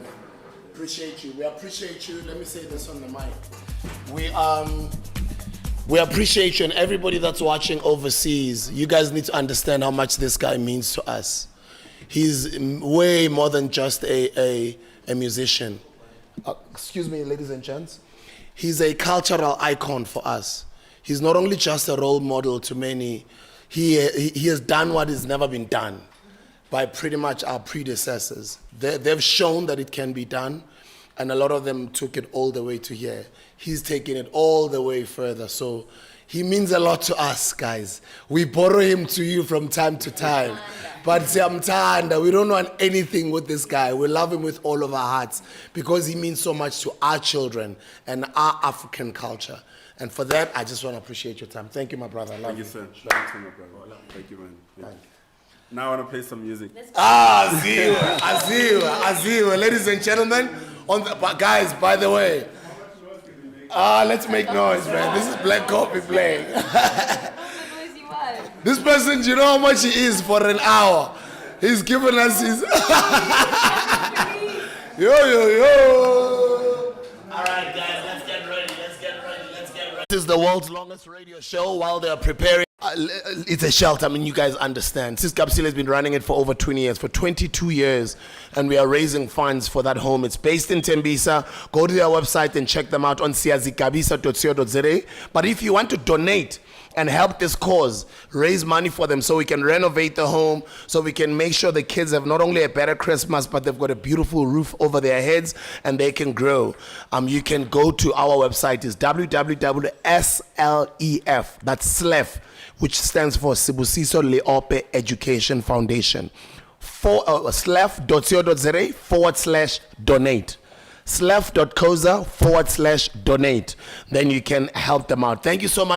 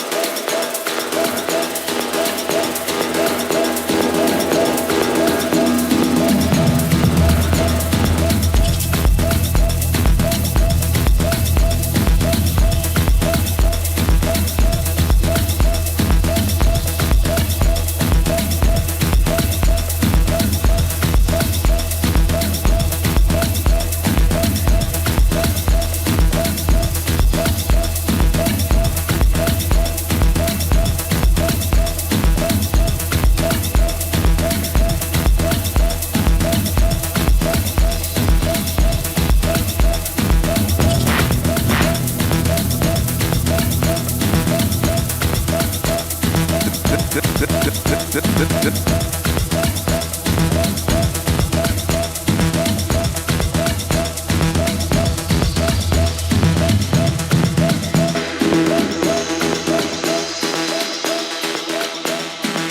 is for all the DJs that unite. To all the underground people in the house.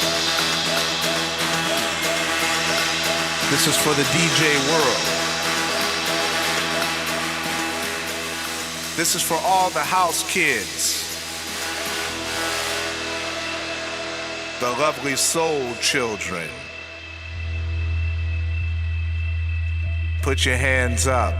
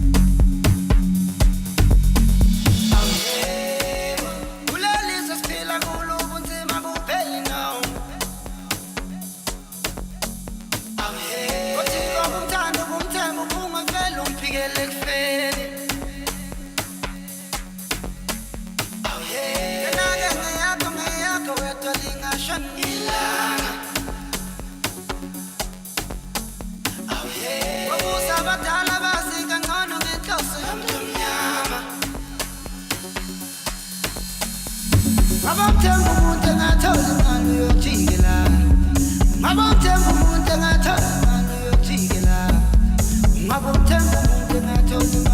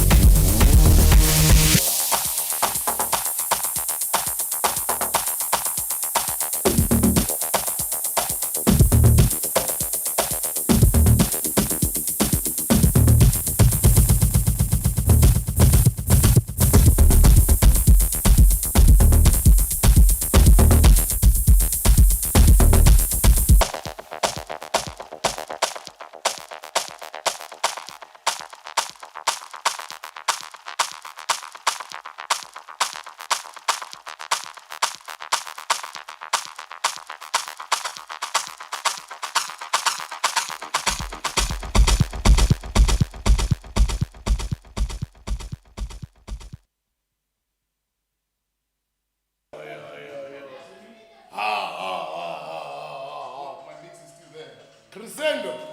You've learned from your role model. Yo. Tonelo.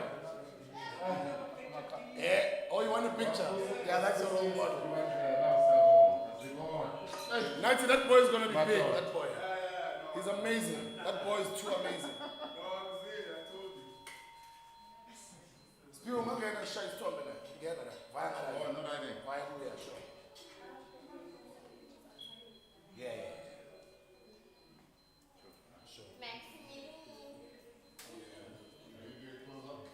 Sure. You are done.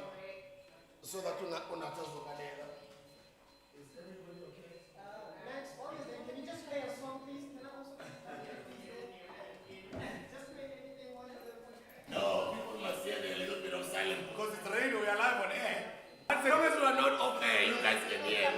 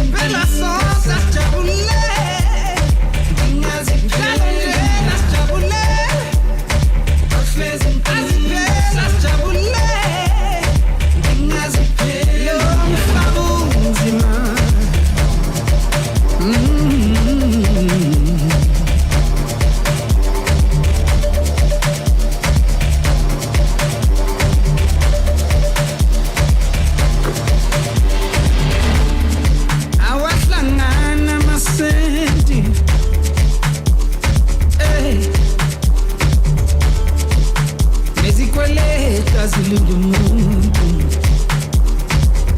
Oh, kodwa sowafeza kunjalo amaphupho ethu.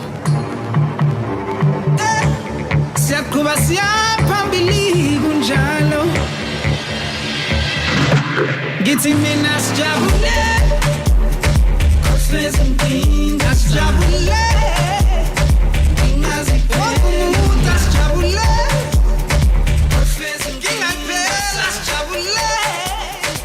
Ingazifaka ukhuna sijabule, kufeza impela sonke sijabule. Ingazifaka njena sijabule, kufeza aziphela sijabule. Ingaziphela umhlaba unzima.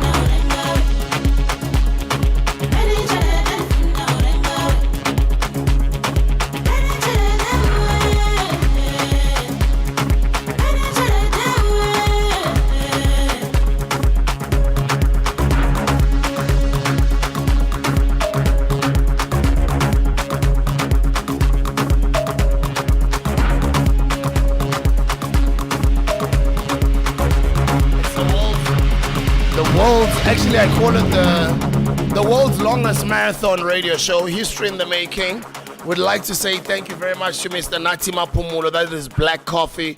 Siyabonga mfowethu for your time. We appreciate it. Thank you for the inspiration over the years and what you continue to do for the culture and for the country and obviously our future holders of the culture. And when I say the culture, I'm just talking about everything we're all doing. I'm not only talking about entertainers.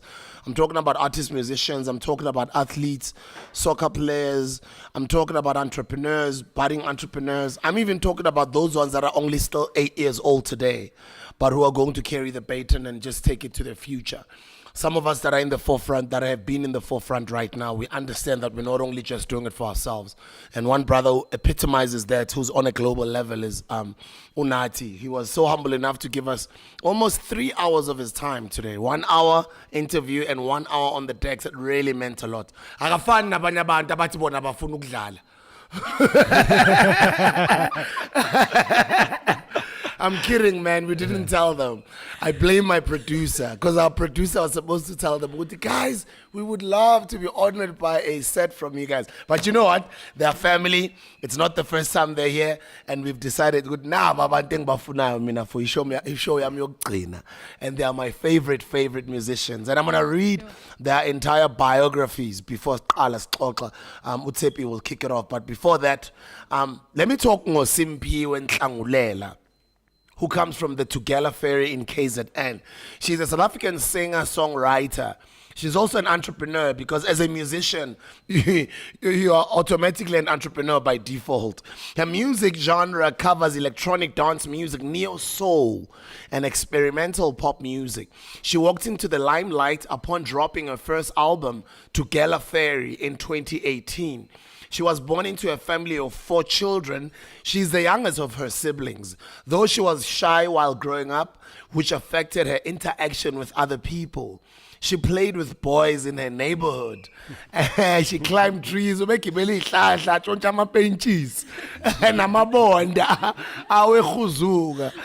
explains why she has a few scars. In an interview with Bona, she said she spent most of her weekends at her grandma's place. And her grandma's house was a stone throw from her home. It took her 30 minutes to walk from home. Her father introduced her to music. She could remember his return home late from work, park outside her bedroom window and playing loud music. And she studied social sciences at the University of KZN. Her career highlights include dropping a debut album, which has held 2 performances, the DSTV Africa Magic Viewers Choice Awards, or 2 awards performances here, and the Buyele Kaya Festival in East London. She kicked off her career auditioning for the South African Idols. Oh, I didn't know this. I think she's told us this before. I've interviewed her before. I don't remember her saying this. I didn't know she was on Idols. She auditioned for Idols. And also South Africa's Got Talent. But she was unsuccessful, which is a beautiful thing. To all of you guys out there, if you're unsuccessful in one thing, it doesn't mean the end of the road. There's people like her who've tried numerous times and getting rejected and doors shut on her face, but she never gave up. Then she kicked off her career after audition. During her days in the university, she met Sanele, known to you and I as San L musician, through his younger brother. He got to know that she could sing through his younger brother. She had to prove she could sing. He was impressed and wanted collaborations with her, but she turned down the offer. She wanted to obtain her degree first. And then in 2017, she began a professional career in music after she signed to L World Music. After she was done dealing a scholar, she was done studying. Then she released her first studio album, Tugela Ferry. The song, first single, was featured on Apple Music, Artist Spotlight, and then the rest is history. Today, she's in the same... Today, basically, I even took out my phone and I recorded a video of Blackcoffee being excited to meet her. Ladies and gentlemen, I present to you Simmy!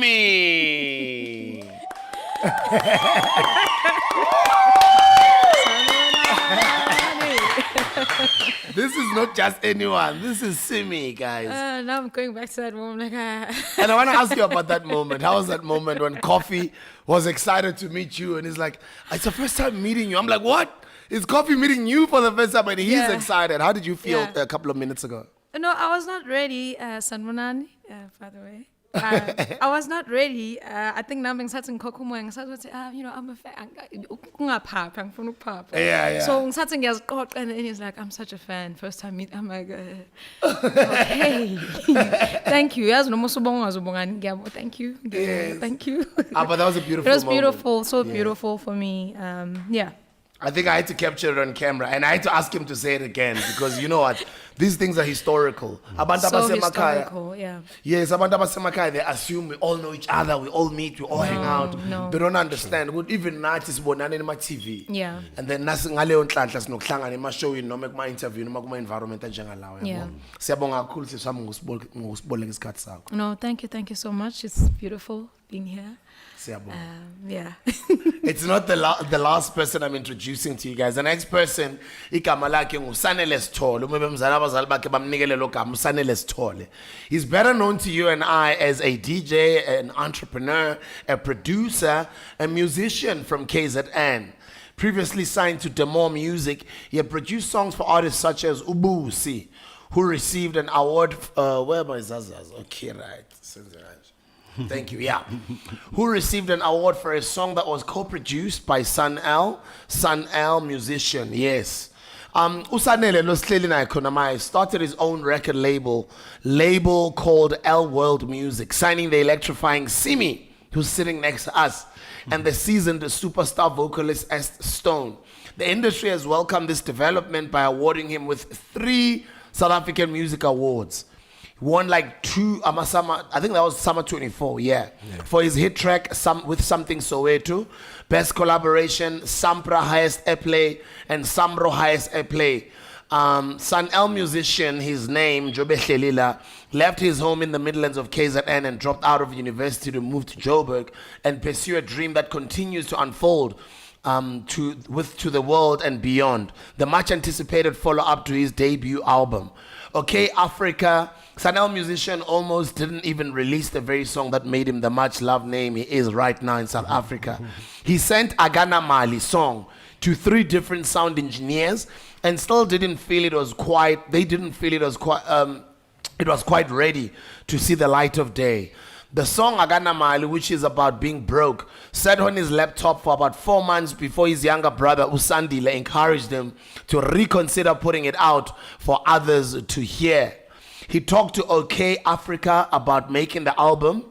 Below, the first album was titled Africa to the World, able to put on over the years. He's only still new, but his star just keeps rising and rising, and we've all been entertained by his talents with the world. They got a chance to experience him, and I'm one of those people. Also happens to be the world's longest marathon radio show. We are now 72 hours in. We've got about 140 something hours to go. We are going to set a brand new world record. And when we sat down with the team, we decided, Duguti, these people have to be on the show, because I'm also such a very big groupie, such a big fan of their music, and I'm inspired by ngendlela abayiphatha ngakhona with their humility. I can't help but just be in awe and also say to the team, yeah, sonke siqinisile siyavumelana. Nobody said no. Ukuthi in the studio we will have Usimi and Sun L musician.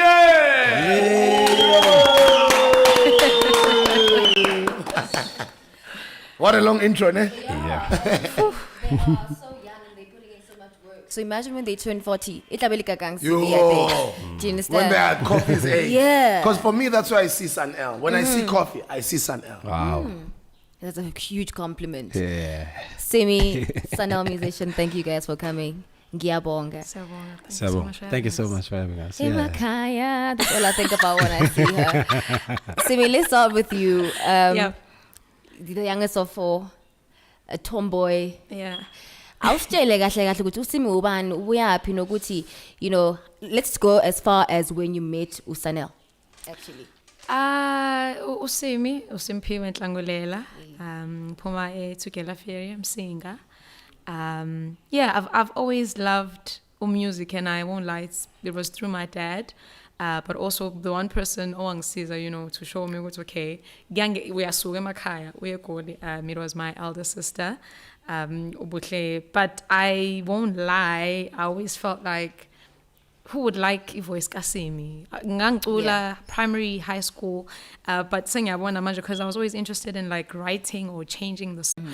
But yeah, always a hobby. And then ngayi UKZN. Mangifika UKZN, I meet Usandile, Sanal's younger brother, and a friend of ours, I was also a friend of Umondi, and she told Usandile, no, this one is hiding a voice there. So yeah, he came with the beat. I remember it was a trap beat. I was like, I'll write whatever I'm hearing, but I think also my brother helped, you know, with the R&B and the hip hop. So yeah, I wrote whatever, and Usandile was like, this is something. And I guess from there, wakhuluma with Usanele, and he passed by at Reyes, and he literally, I auditioned. Yeah. I sang. I was there shaking. Like, I remember I was sitting in my dark room, I was shaking, and like, yeah, come here. And then I went there, I sang, and I left after that. I was like, okay, cool, nice. And then he was working with Ubusi at the time, and he was like, no, we can work on something and whatnot. And I was like, you know, because that was a promise that I had made to my parents and to myself. And I kept that promise. After 2015, I moved to Johannesburg in 2016, and I immediately contacted the guys. And from there, I started as just chilling and vibing with Tamate Nkule Nabo because I loved the music. I remember he had left me a CD back in varsity, and I was like, I have never heard such music, but what I'm hearing is something that I could listen to every day. So I got into studio, and yeah, from there, a lot of vibes. And then I actually recorded some songs with Usandile first, and then he was Gwi 9 to 5 at the time. So, but I, son of a musician, deal with that. So yeah, we recorded, and yeah, I got Puma Ngonile from the first album. Actually, there was an album before the first album, but we were like, no, Asqale Khaya, you know. Isingisi. Yeah, Isingisi. So I was there learning while he was, you know, putting his sound together. I was fortunate actually, because while he was putting the sound, the owl music sound, I was there figuring out, okay, because I've always loved writing, but I didn't know. So I was there writing a verse, his Zulu, and then switching up the chorus, and then it's okay, what do you think? And like, okay, you can switch it up, and then I would sing out loud something that again, and then like, no, but what you just said works. And then yeah, I guess I really just found myself from there, and yeah. And the chemistry between you is, I love it. Thank you so I feel much. as though as a unit, you guys are powerful. Thank you. Sanel, Yes. you dropped out of school. Yeah. And that's where he's going, this Yeah. jump to the world. Yeah, thank you. Indeed. Yeah. Because it's got a distinctive sound, but now I guess kalo tusitshele ukuthi ubani kahle uSanel, uyaphi, kuphi khaya, Yeah. nokuthi lento le music, this itch, Yeah. iqale nini? It's crazy. Sanele, Sanel musician, Sanele Chole. Interesting. We went through period, I think, being looking experience a lot of things because love ihlala khona music. Yeah. So my sister actually, she was the first one owalethi kwaito to endlini. You know, safakwe my cassette at that time. TDK. You know, on my release. You know, yeah, that's really. And now, as in Kubengen's music, actually, I'm realizing something which Equite is the first electronic generation in South Africa, and then Tennessee second generation with house music. But anyways, that's Kubeke. Yeah. But that's a conversation for another day. Yeah. So, Kubeka is in Kula, you know, my younger brother, Sandile, has always just been there. We both designed the sound, you know, when some mashups, you know, started like an R&B song, you know, and I'm a vocalist, that's instrumental house music. So it's something that was very popular at the time. Yes. And then we took that and I found CD, Saisa rank, and it was playing, you know. And it sold, I'm sure. Yeah, it was. It was really moving, you know. We bought our first computer, you know, through grant money that we were receiving at the time. Which was really amazing. We took us allowed to just really take money, speed. This is a school, and like, no, don't take computers, you know. But we already knew, you know, that's what we wanted to do, is just to make music. As in Kula, you know, I went to college. That's the first time actually experiencing Bono DJ equipment, people dancing. I fell in love with the feeling. I was like, no, this is how I want to. This feeling, you're anything from company, you know. But then I had to. I think I didn't make my studies. When I was spending so much time at a computer lab, really looking for new sound, new music, and all of that, instead of just studying. You know, I didn't do well my studies. Then I told my parents, I was like, Coco, hey, so it was not easy for her because before you and all of that. You know how parents are. You know, she's just being protective. But anyways, I stayed at home for like 2 years making beats.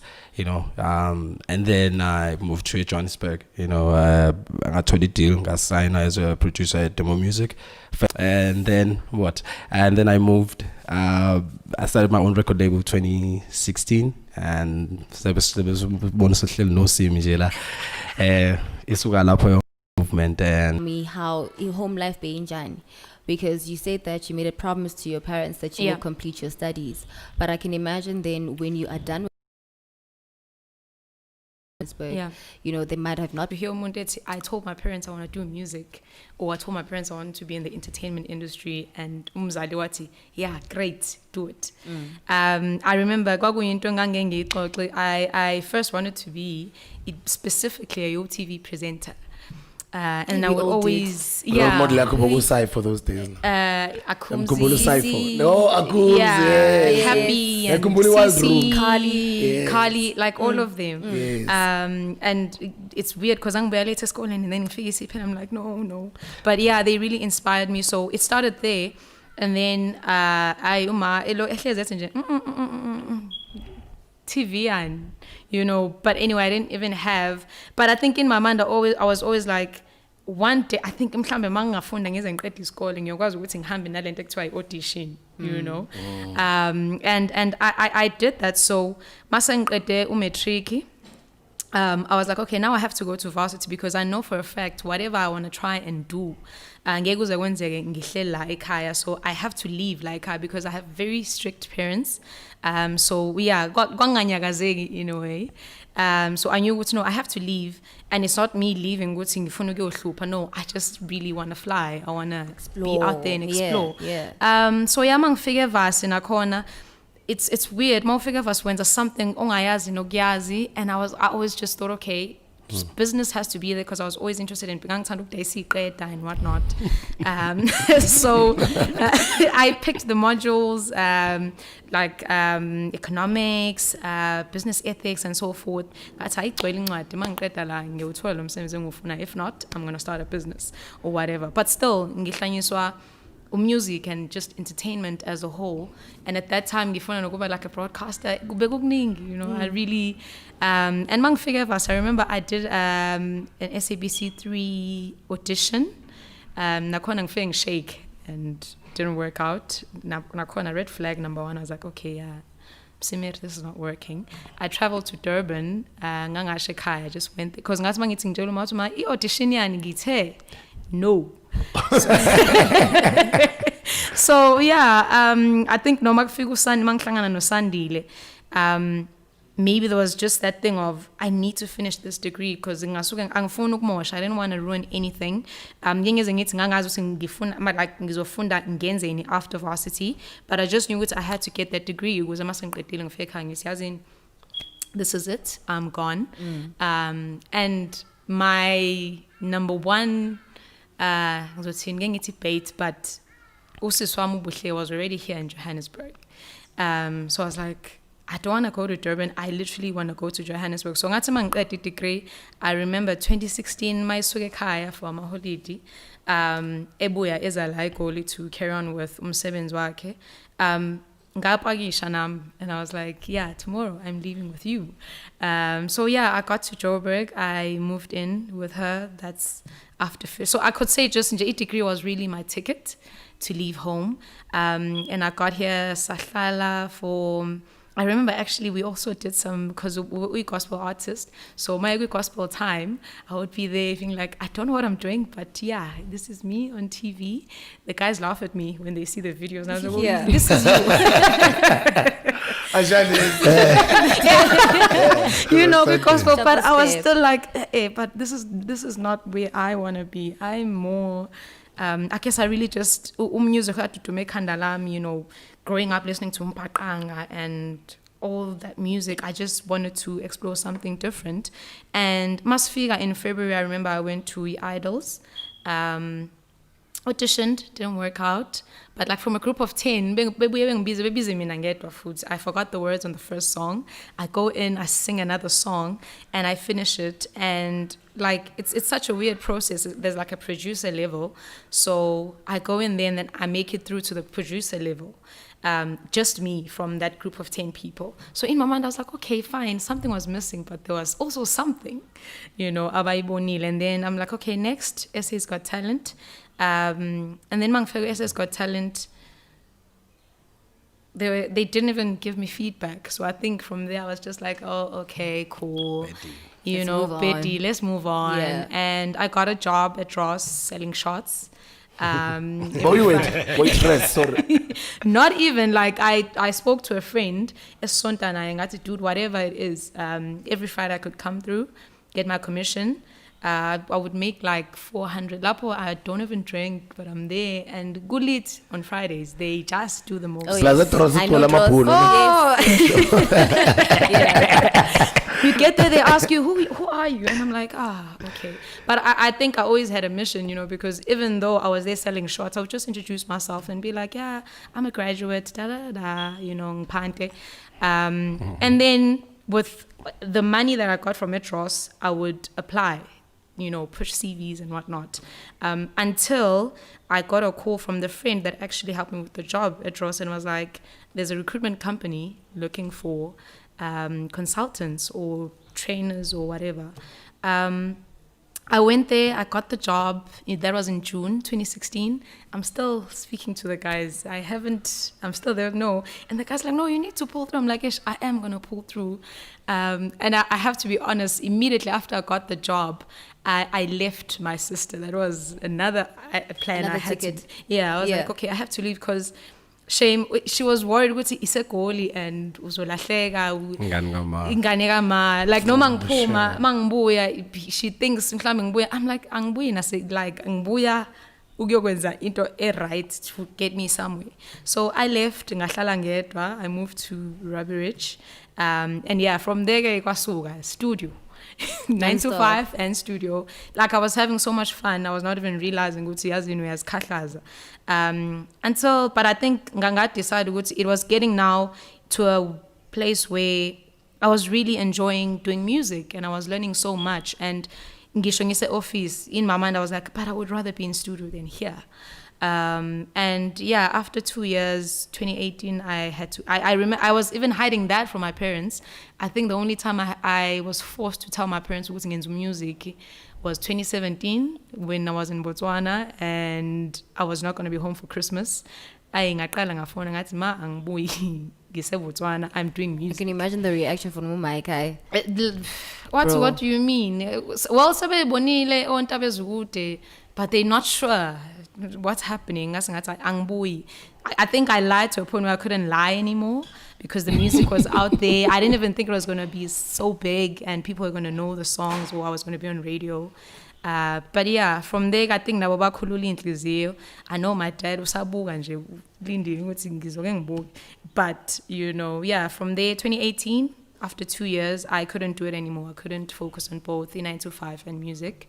And I quit and just solely focus on music. And I'm really having fun. I got time to actually do more. I started piano lessons. During the lockdown, nah? Not even during the lockdown, Yeah. before the lockdown. Oh, before the lockdown, okay. Yeah. But I saw you taking some lessons during the lockdown. That was actually me practicing. Oh, We practicing. actually started with him. Like the suggestion came from him. But like I didn't think it was something that would happen. Ukuthi ngafunda piano. Yes. You know, ngangihlezi ngibukela from afar. And then I started, and then come lockdown. What to no, we can do it via WhatsApp, and we did that, and we are still.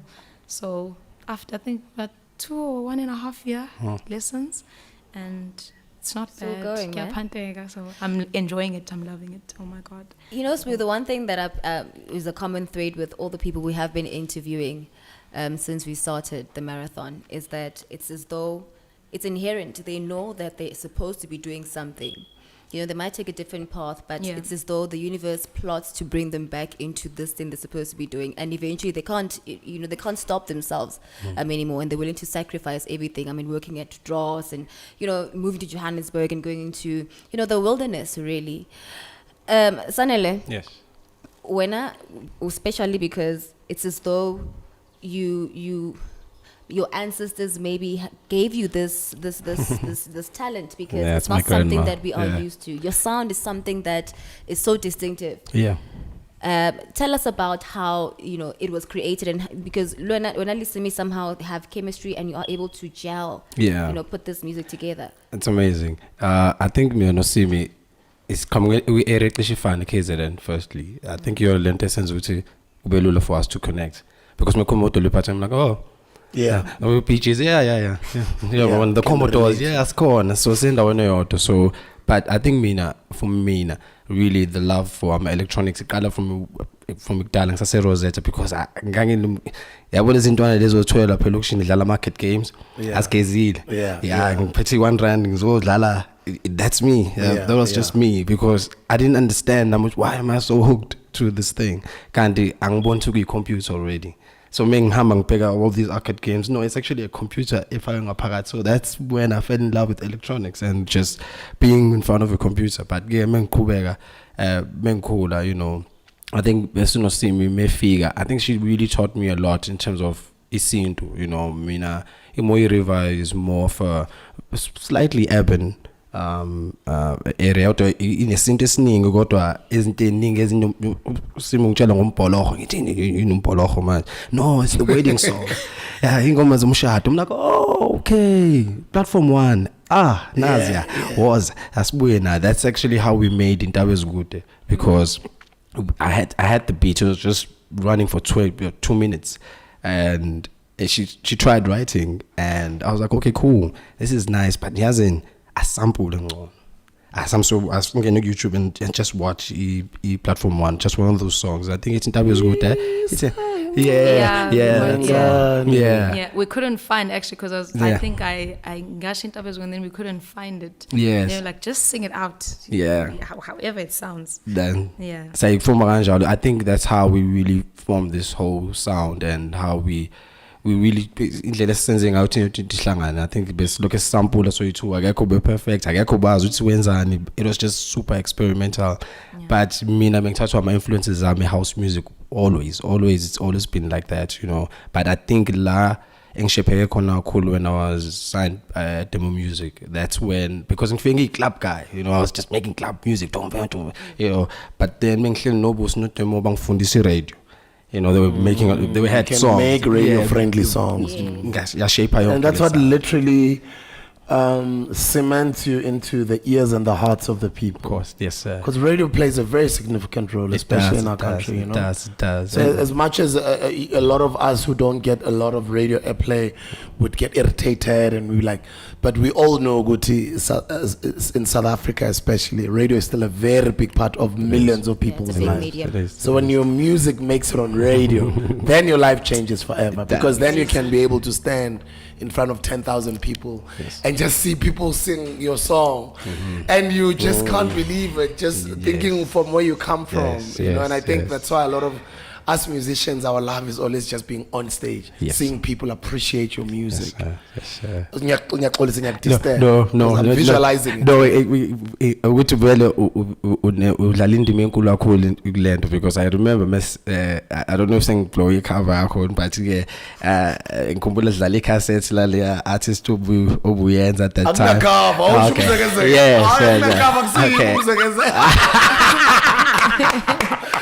Yeah.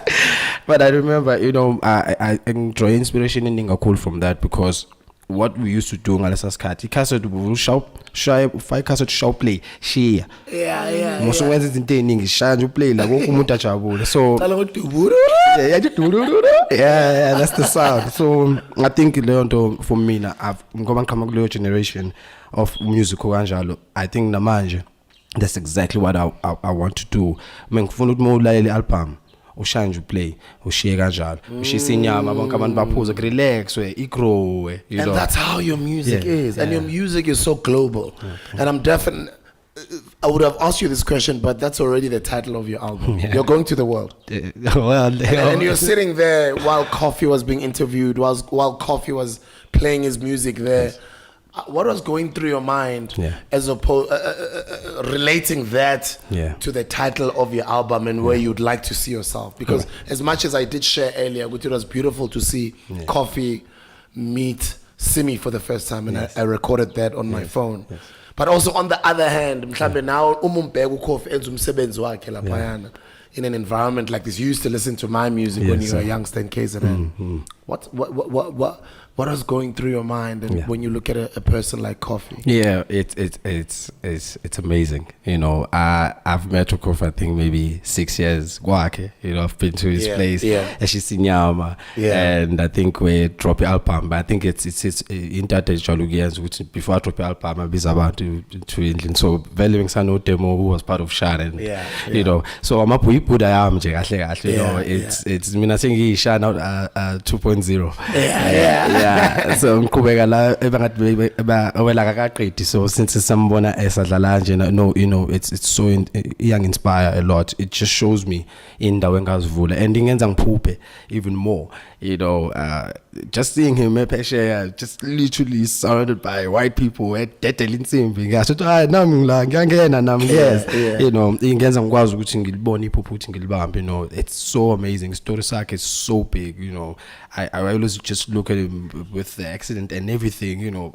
Ngiright ngiphelele but ngi-insecure but ezinye izinto, and I just look at him and get wow. How do you make ingqondo yakho ukuthi ikhohle ezinye izinto, umunye umuntu ekubuza ukuthi indaba ungakhipha isandla or whatever, you know. People can be spiteful, you know. That's so amazing. Young inspiring, push even more. I'm like, no, if we put I was ukhahlela kanje shy hit yenze zonke lezi ngoma, then I can do it. So it really young push, I mean, for me. So it's amazing. It's really amazing. So usuqalile to make strides to go to the world. Have you started speaking to overseas agents mhlambe to make your moves overseas? Yes, yeah. Actually, I was just in a meeting, Izolo, you know, a Zoom meeting. I can't reveal it much, but you know, it's international collabos because I think sebeyayizwa into engiyenzayo with the album engiyidrophile. I'm being faggy emphasis even more. That's why I good 31 songs on the album. I was like, no, let me just put it out there. Plus, with the COVID, what's happening right now, a lot of people are consuming music. So it's a great time. For me, when we get the timing, was just perfect. I was like, okay, more, let's get it in. You know, after finishing, which is 16 songs, it's a lot of work. Ngizwile. Yeah, it's a lot, but it's beautiful because ngiyabona with the people responding, you know. Thank God for social media. We can actually track now and see people enjoying the music. It's amazing. It's really He's good. so correct when I see Musanele. As I dropped an album literally 10 days ago.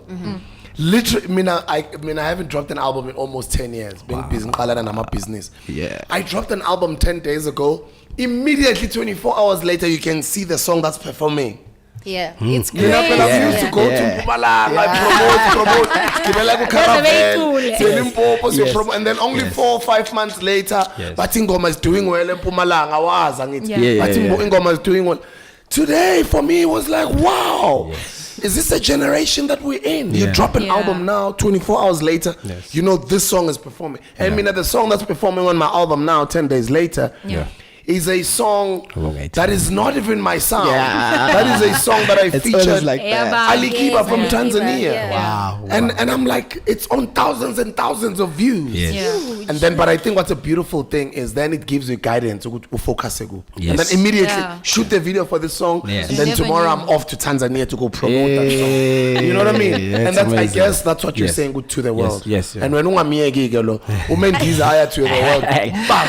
I'm sure. Yikho ngithi made of stars nami ngigadile lapha nje. I'm waiting. I'm gonna follow. Because impumelelo yomunye impumelelo yabanye. That's true. Because you've got a couple of people that you carry. Yes. And speaking of carrying people, Sanele, as well as yourself, Simmy, you carry people in your music because you are able to create music that is inspirational. It's always positive. It's always, you know, a positive outlook. And I mean, it's easy to create a song about let's make money, let's twerk, let's, you know, because that music actually sells. You know, but you decide to take a different direction altogether. When doing Gawebo, like in Makaya, for example.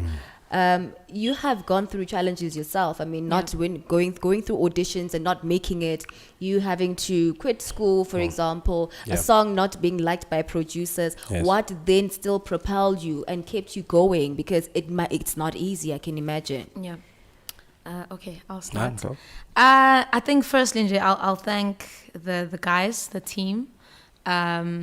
sometimes we are bala, and because I think ngumuntu ocabanga kakhulu, I've always been a storyteller, you know, I love telling stories, and ngifuna ukuyiqala la ukuthi no, do you know what happened?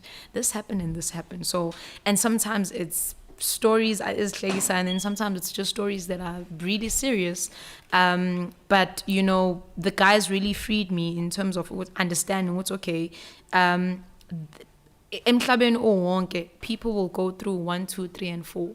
So it's always important to tell a story that is relatable out there. Yes, you can speak about love, you know, which I just enjoy, but it's tougher to write, to go deep. Like I can be like, you know what, right now and try to tell that story in such a way that no muntu olalele emsakazweni you know, relate.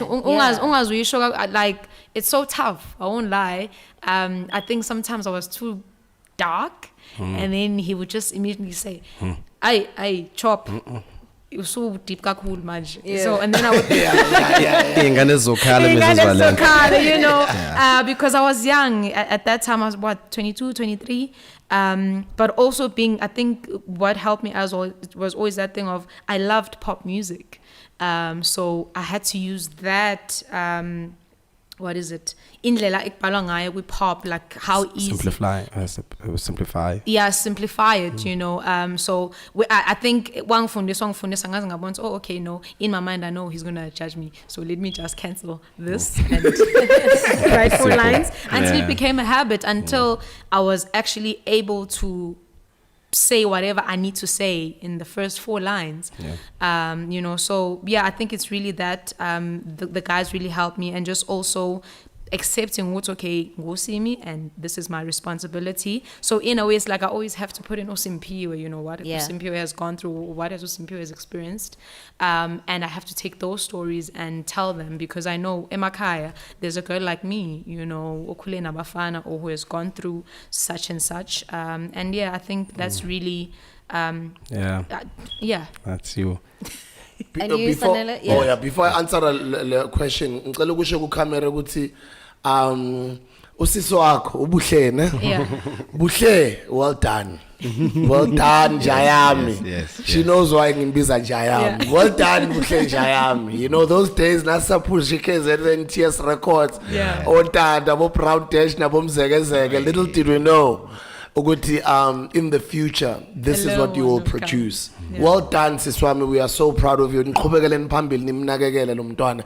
Nathi simnakekele ezabo bhuti bakhe. Simphethe kahle. We are very, very proud of what your family has been able to produce. Lengane is going extremely far in this industry. She's going to be around here for many, many years to come. So I just thought ukuthi ngisho kanjalo mpinjami ngoba dala ngagcina ukukhuluma na. I'm sure you're going to watch this interview at some point. Danke Njayami nyakuncane. Sina nabozola used to look after us. We'd arrive in KZN ngama caravela. We would watch every show, every Serious? TV, TS for life. I'm like,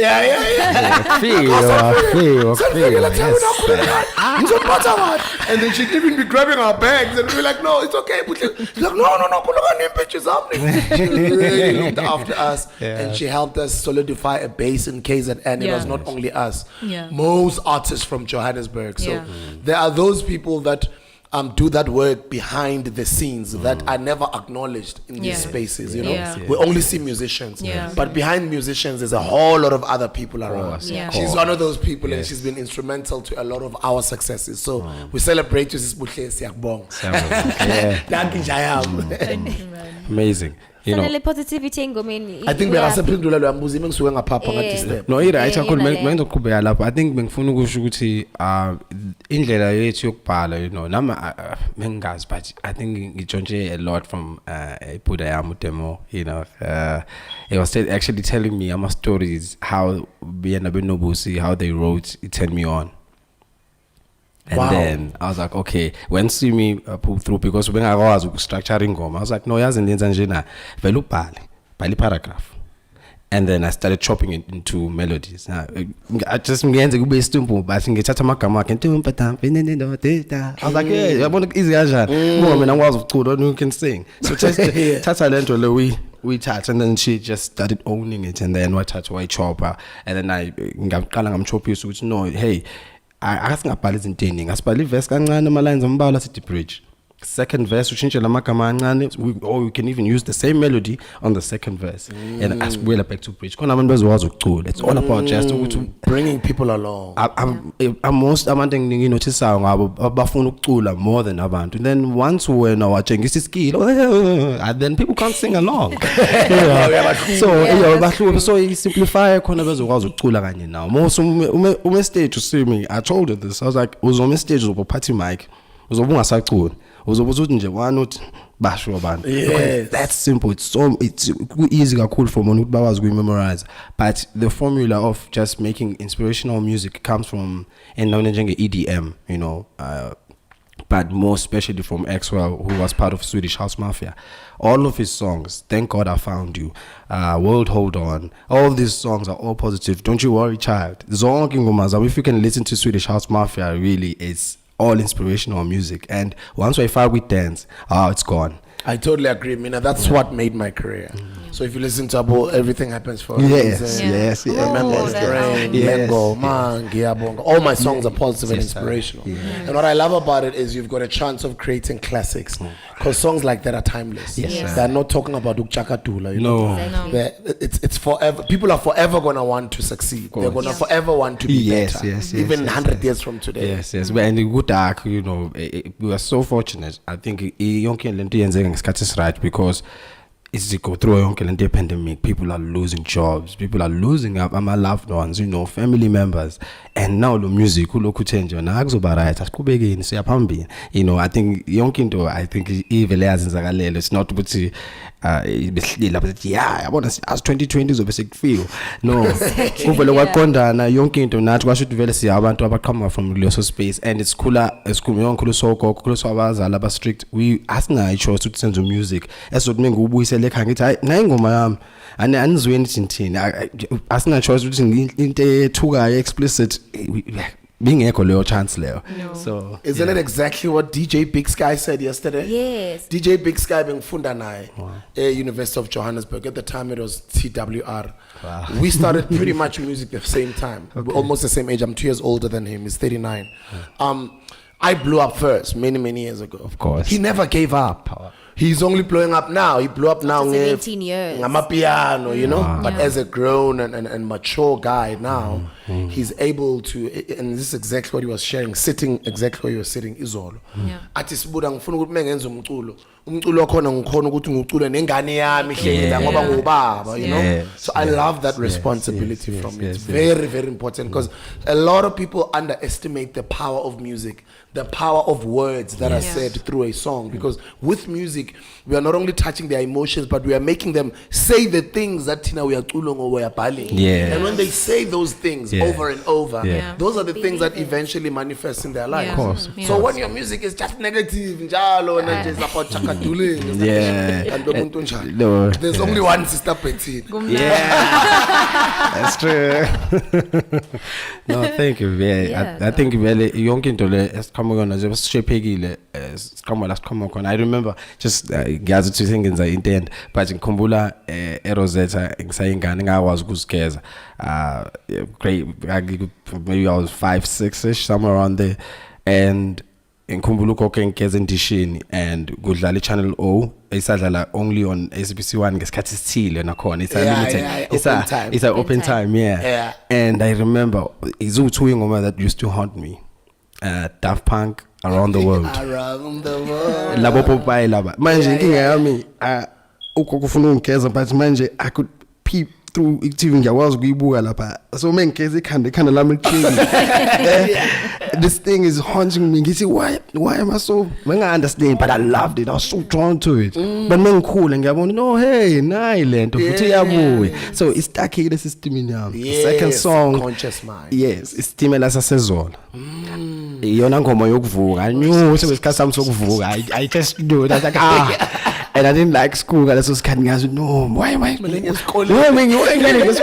know? And I think we had to walk like 5-6 k's to school, which was just a lot at that time. So as a kid, you just want to watch TV and so yeah. With all the success, both of you guys, it seems as though, it's not even it seems, you are still so humble. How were you able? We see a lot of artists start from coming from Imakaya, blowing up, and then suddenly, there's arrogance and they start making the, bad decisions. Where do you draw your humbleness? How do you remain grounded still? I think ngizoqala ngibonge my parents. I think ungaphaphi, it's stuck in my head. Noma sekumele ngiphaphe, I don't know how to do it. And also just being a very awkward kid, but Papa ngesizulu bathi ngiyaxolisa ukuthi uqina wena. Uqinile. Yeah, and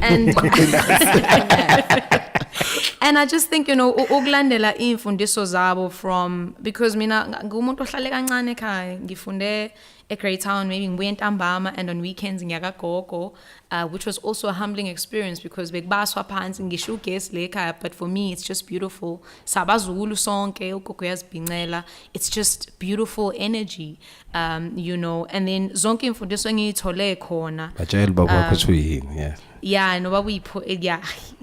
Literally till this day uyiphoyisa ubaba ngeke uzoshinto and ubhala u4 ekubuka ethi okay, like till this day I could do whatever. Namanje I need to do 1,000 things to prove akaproveleki ukuthi ku right. And yeah, I think with zonke imfundiso zami ngisithathe kubona abazali bami, and then there's my mother, chilled, just laughs, but nakhona mase kuyisikhathi sokuthula ungahambi uphendula into ongazazi and acting weird phambi kwabantu.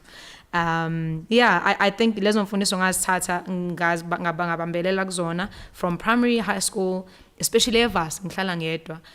Evas, you can do anything that you want to do. Yeah. But I really ngangize ngilo because I was judged ukuthi wena uhlezi uzivalele lapho, and I was like ngiyazazi, and I know if ngingaphuma ngiye out there I will not finish this degree. And I think Boys, look, more people is.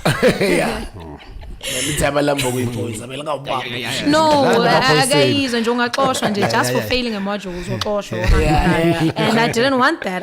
I didn't like uncomfortable situations, especially ekhaya. So yeah, after ngiqedile degree I was like, so it does work, imfundiso ziyasebenza. So I think I've just held on to it, and also moving here with my sister, ngiseGoli ngiyahamba nayo wenza ama-interviews, I'm there checking, okay, it shows, okay, we are thula ungakhuluma kungakhulunywa nawe. And another thing, the industry, you must not always think you are, I don't want to say You've this arrived. word. Yeah, ungazitshela ukuthi you have arrived, it's an art, respect it as an art. Uyacula, you're there for the people. Yes, you're also there for yourself, but you're just there to present whatever you have to present to the people, and because it could really just disappear any minute. So now she really helped me a lot in terms of just knowing myself and like composure, so I think, yeah, and I'm in a group of guys. I think for a very long time I was the only lady. Pat, it took so long for him to be like, okay, yeah, the voice is there. Yeah, she's worth the risk. Like, I had to prove myself, and I loved it. I was like, okay, I will prove myself. It's okay, I will do that. And yeah, they really showed me, just because you're an artist, and if Ingoma is big, Watagana Mali, the guys didn't change, Sanele didn't change. I was like, oh, so the song can be big and you must just relax. And I really just also wanted to keep my life. So I was like, no, there's music and then there's me. There's Simmy, there's Usimpiu. So yeah. Yeah, I think for me, it's a little different story because Ankulanga Nabazal, I lost my parents at a very young age. But Ngakulu so koko and okoko by telling do. It's very number one.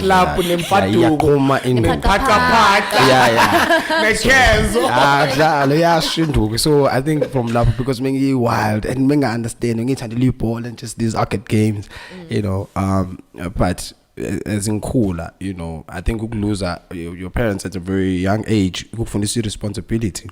I even think engikichimela because jonking thing now ngisebenzeli and ndiyafika. And I think ngokuhlala futhi demo music again. Ilokhu ibuyele back ngoba I think ilapho ngifunda khona because I stayed there for 5 years no demo. And Ngihamba ngami ngemva kwabusi ngi-DJ and sihamba zonke lezi ndawo Tanzania, Angola, all these places. She took me to Porto. We were the only black people in the flight.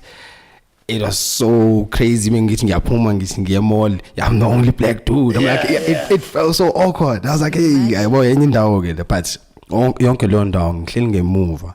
You know, I'm saying to coffee, just flying. I'm just DJ and watching all these things. I saw other artists going down. When I'm so it's okay. As Linda being afford this cut to really study about the system, it's okay. Yindaba artist that is so good. Ishona pants, indaba ishona phezulu. You know, I think I was learning a lot and really ngaithatha a lot now. I was like, okay, right, ngizothatha yonke into eyenza bonke abantu beqhubekele phambili konke ngibona ngathi kuyawisana ngiyakulahla eceleni, you know, and plus nongabi nayo imali, you know. Oh, but